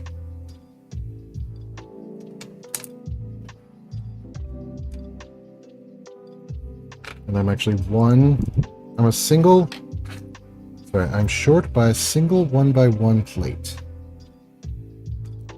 There it is. Tit! Lando was hiding it.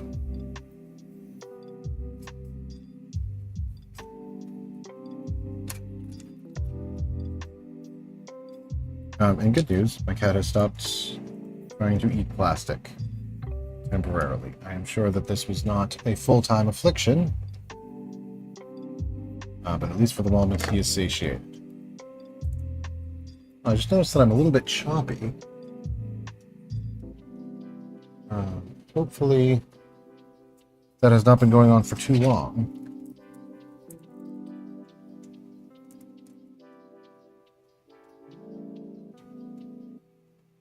Let me just double check something real quick. See where that lag is happening.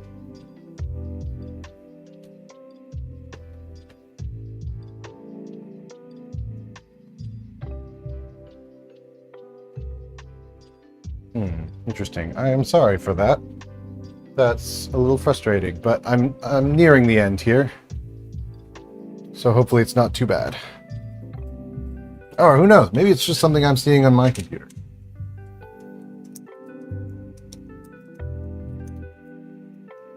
Maybe that's what I get for being nosy and trying to watch my own self.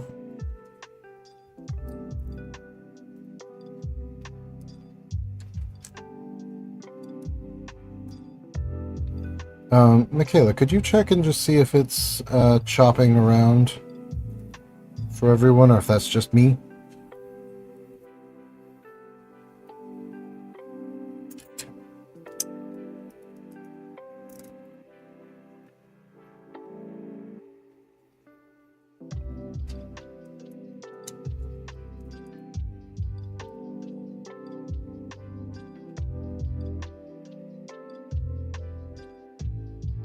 Oh man, it's everyone.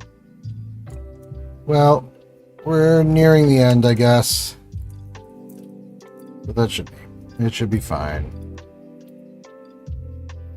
Hopefully my audio comes through just fine, and it's not too distracting.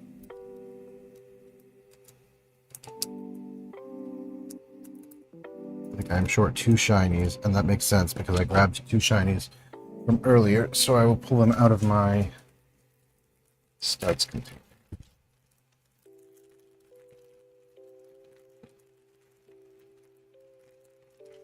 One.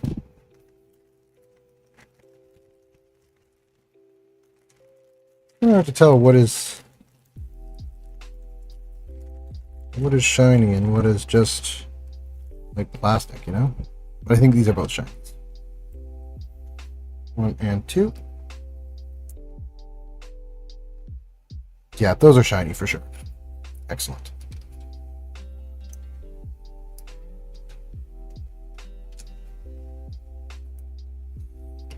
Now this is going to be another printed. I think it's going to be a set of printed pieces actually. So let me make sure you're not printed. Let me see if I can find which stickers actually. They're not printed pieces. They're stickers.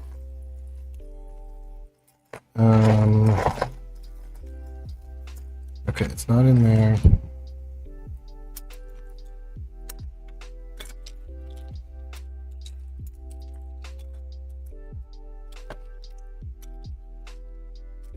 And I don't see them. So I don't know, maybe I get creative with it and I hide the stickered stuff. I'll figure that out. There I go.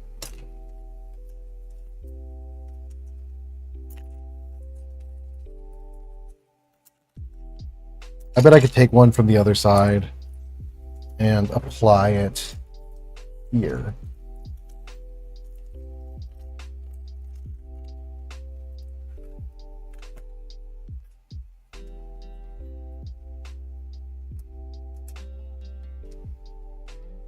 Oh no, I need another plate. Oh. Do I have another 1x1 plate? I'm sure I must. This is the danger zone, right? Of like parts that you're so close to the end.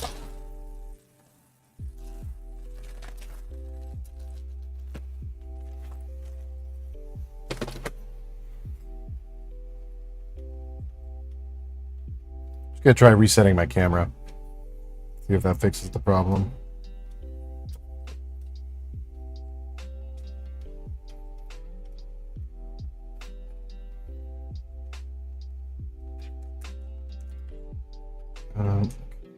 More of these. One, there's two. Excelente. Pop him here.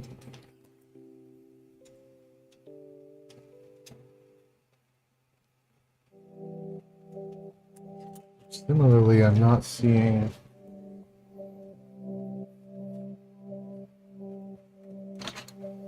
any more of these Technic plates. That is no good.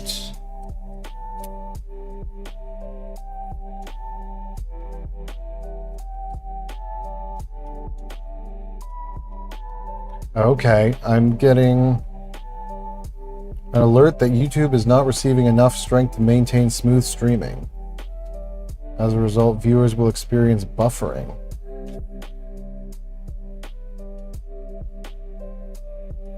Let me look into this real quick.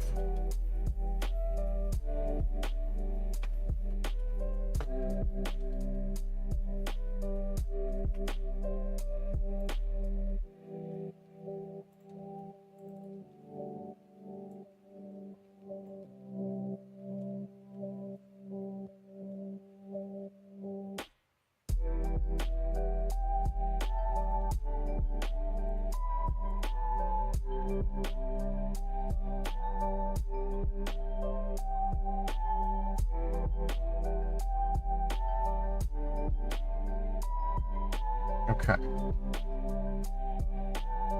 Still bad. I don't really know what's up with that. There's not a whole lot I could do about it. I wonder if it's just something going on with my internet. That I'm losing the internet.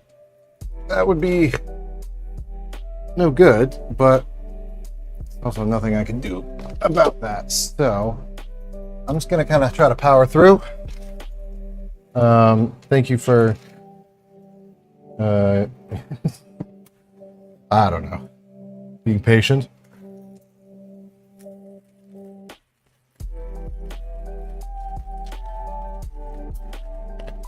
Ooh, here's exactly what I needed. Hopefully I know I will need more of this piece.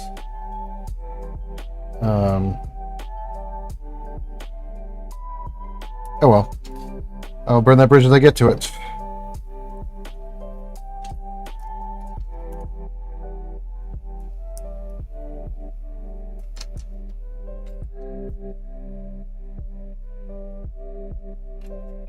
But yeah, this is where this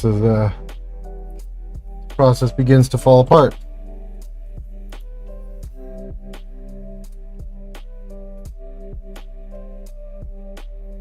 I'll put this here, and then if I find the light gray piece here, we'll deal with it then. I need another 1x1 in dark gray.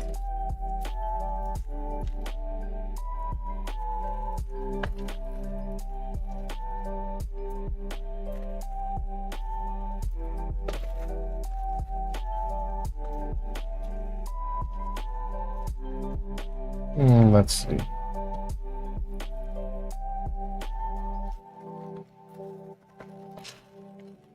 Here's one. Excellent.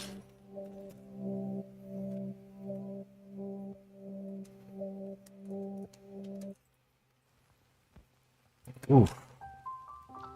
This one's in rough shape. Is that a sticker? Oh, it looks like marker or something. Interesting. Well, it's weathered. What can I say? Need another one of these.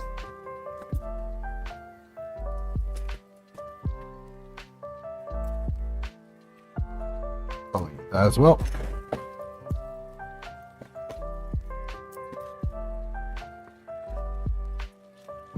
I was just sending me a 2x4 blue tile. Here it is. In, ironically, much nicer shape than the other one.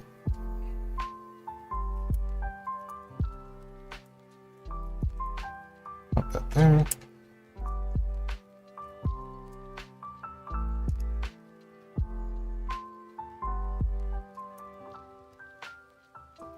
Darker side facing.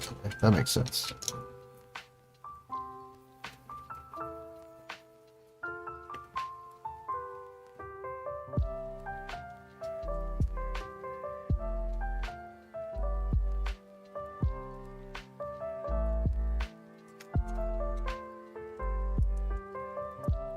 Did I get all the pieces there? I think I did, yes.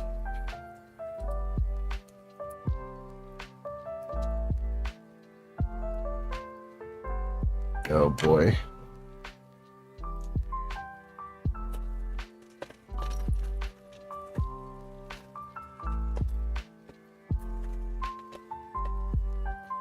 So I need another one of those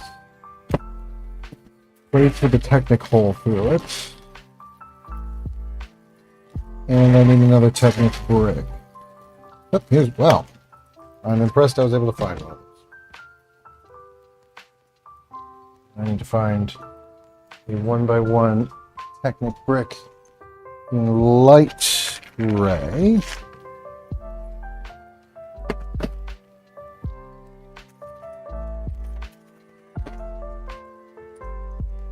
Oh, which I remember being difficult.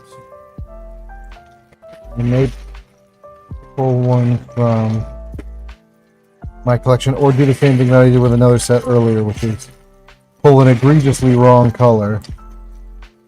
Red would be good.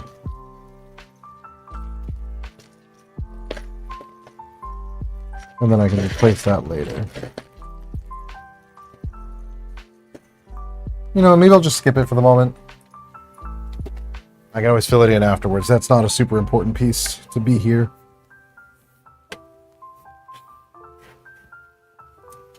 Wow, we're just missing a lot of this last wing, huh? Well, I suppose it couldn't be easy the whole way. I need a 7 long. You're 7 long? Nope, you're 5 long.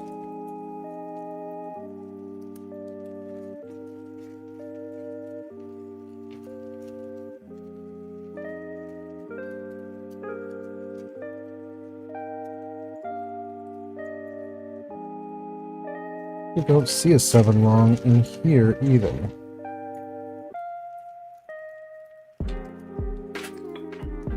Just 5s. Or shorter.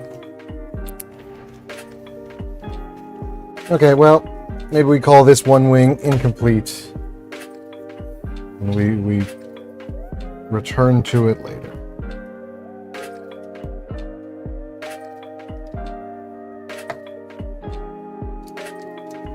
I would rather finish up and then do touch-ups afterwards.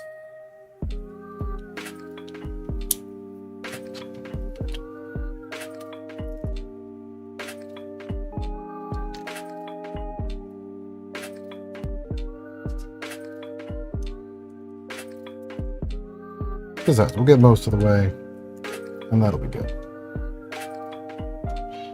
Got this right. Oh, this is a very dusty piece. Yes, opportunity to dust. I've become a dust fiend.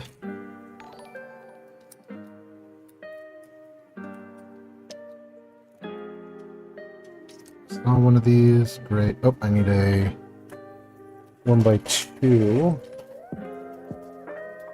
Dark gray. Here's one. Put that on there. Just because I think that I will have that issue as I go.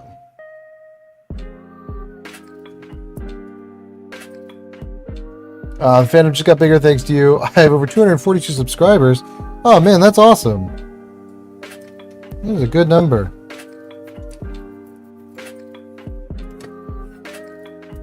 this on here. How long have you been doing it for?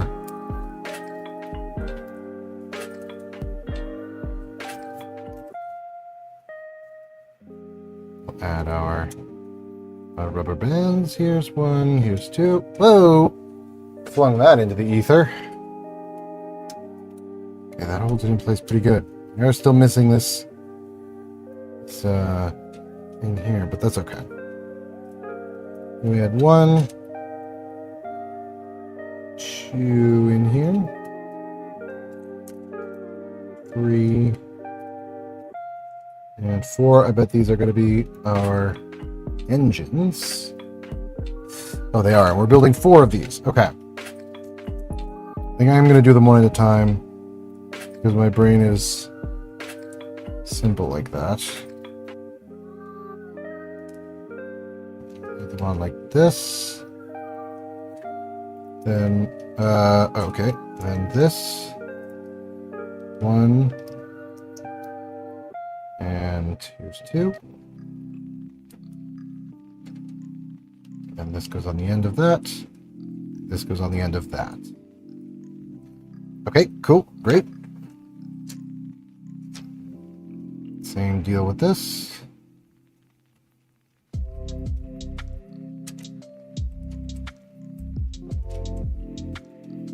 One of these. 1, 2. One of these. And these. Same deal here. 1.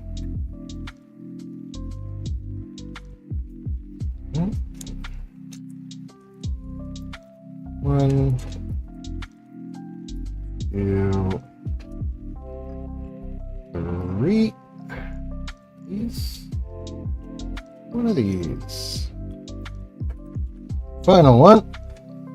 Through here.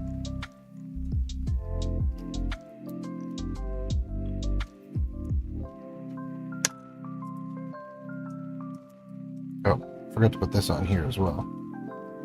That's on, not reading. I'm going to laugh if there's a bunch of extra pieces here that I have no idea what to do with. I'll have to go back through and find them, but... Here's this over here. Okay, there's the 4 wings, 4 engines rather. Oh.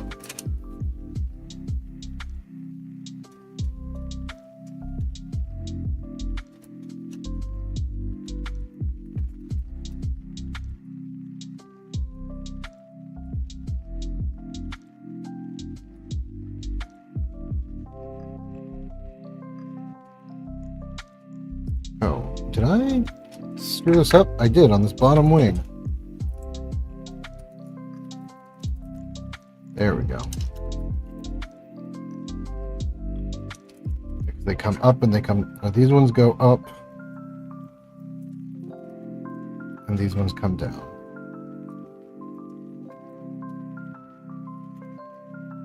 There we go. There should be 4 of these. Oh, but I'm only seeing 3. Okay, so that makes sense, I suppose. So we are just going to be 1 short. Oh, whale, I guess. Too bad about that. Maybe I'll make it... I can't make it one of the bottom ones. It has to be that one.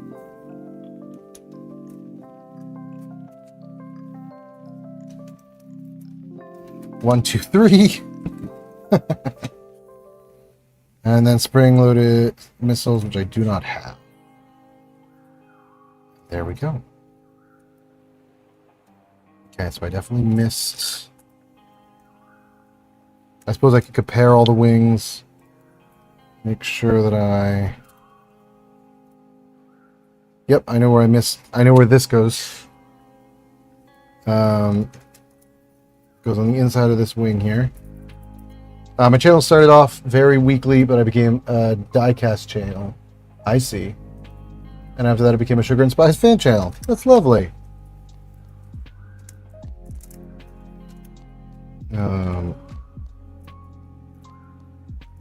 that's cool too that there's overlap of the sort of the fandoms. Okay, there's our X-Wing. Its landing gear doesn't want to stay down, but that's okay. I will pull out this iPad and we can look at our conquest of the day. Here. Okay, so we started off 2005, Anakin's Jedi Starfighter versus the Vulture droid. Well, honestly, I could just have him fly around like that, and that would be cool. So, started off with the Vulture droid and the Anakin Starfighter.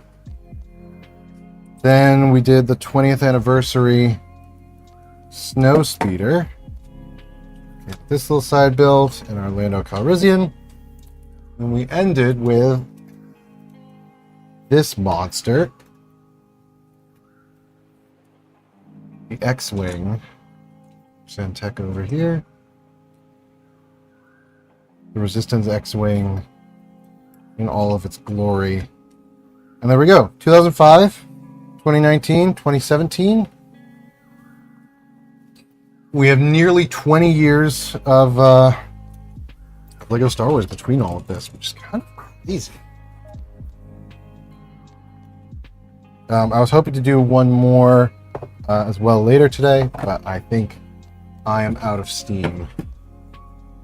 So I think I'm going to call that a day. I wonder if you would do a Sugar and Spies mock someday since you've joined the fandom. You know what? I will think about it, but in the meantime, I think you should make a Sugar and Spies mock and get creative with it. I think that'd be a lot of fun, and I think you should try it. But in the meantime, I think I'm going to say adieu, and I'm going to call this here for tonight. Thank you very much for joining me, my friend, and I really appreciate it. Shout out to all the folks who came by earlier and said hi. I appreciate that as well. I'm gonna go feed my cat and make dinner for my wife and have a lovely rest of your evening. And good night.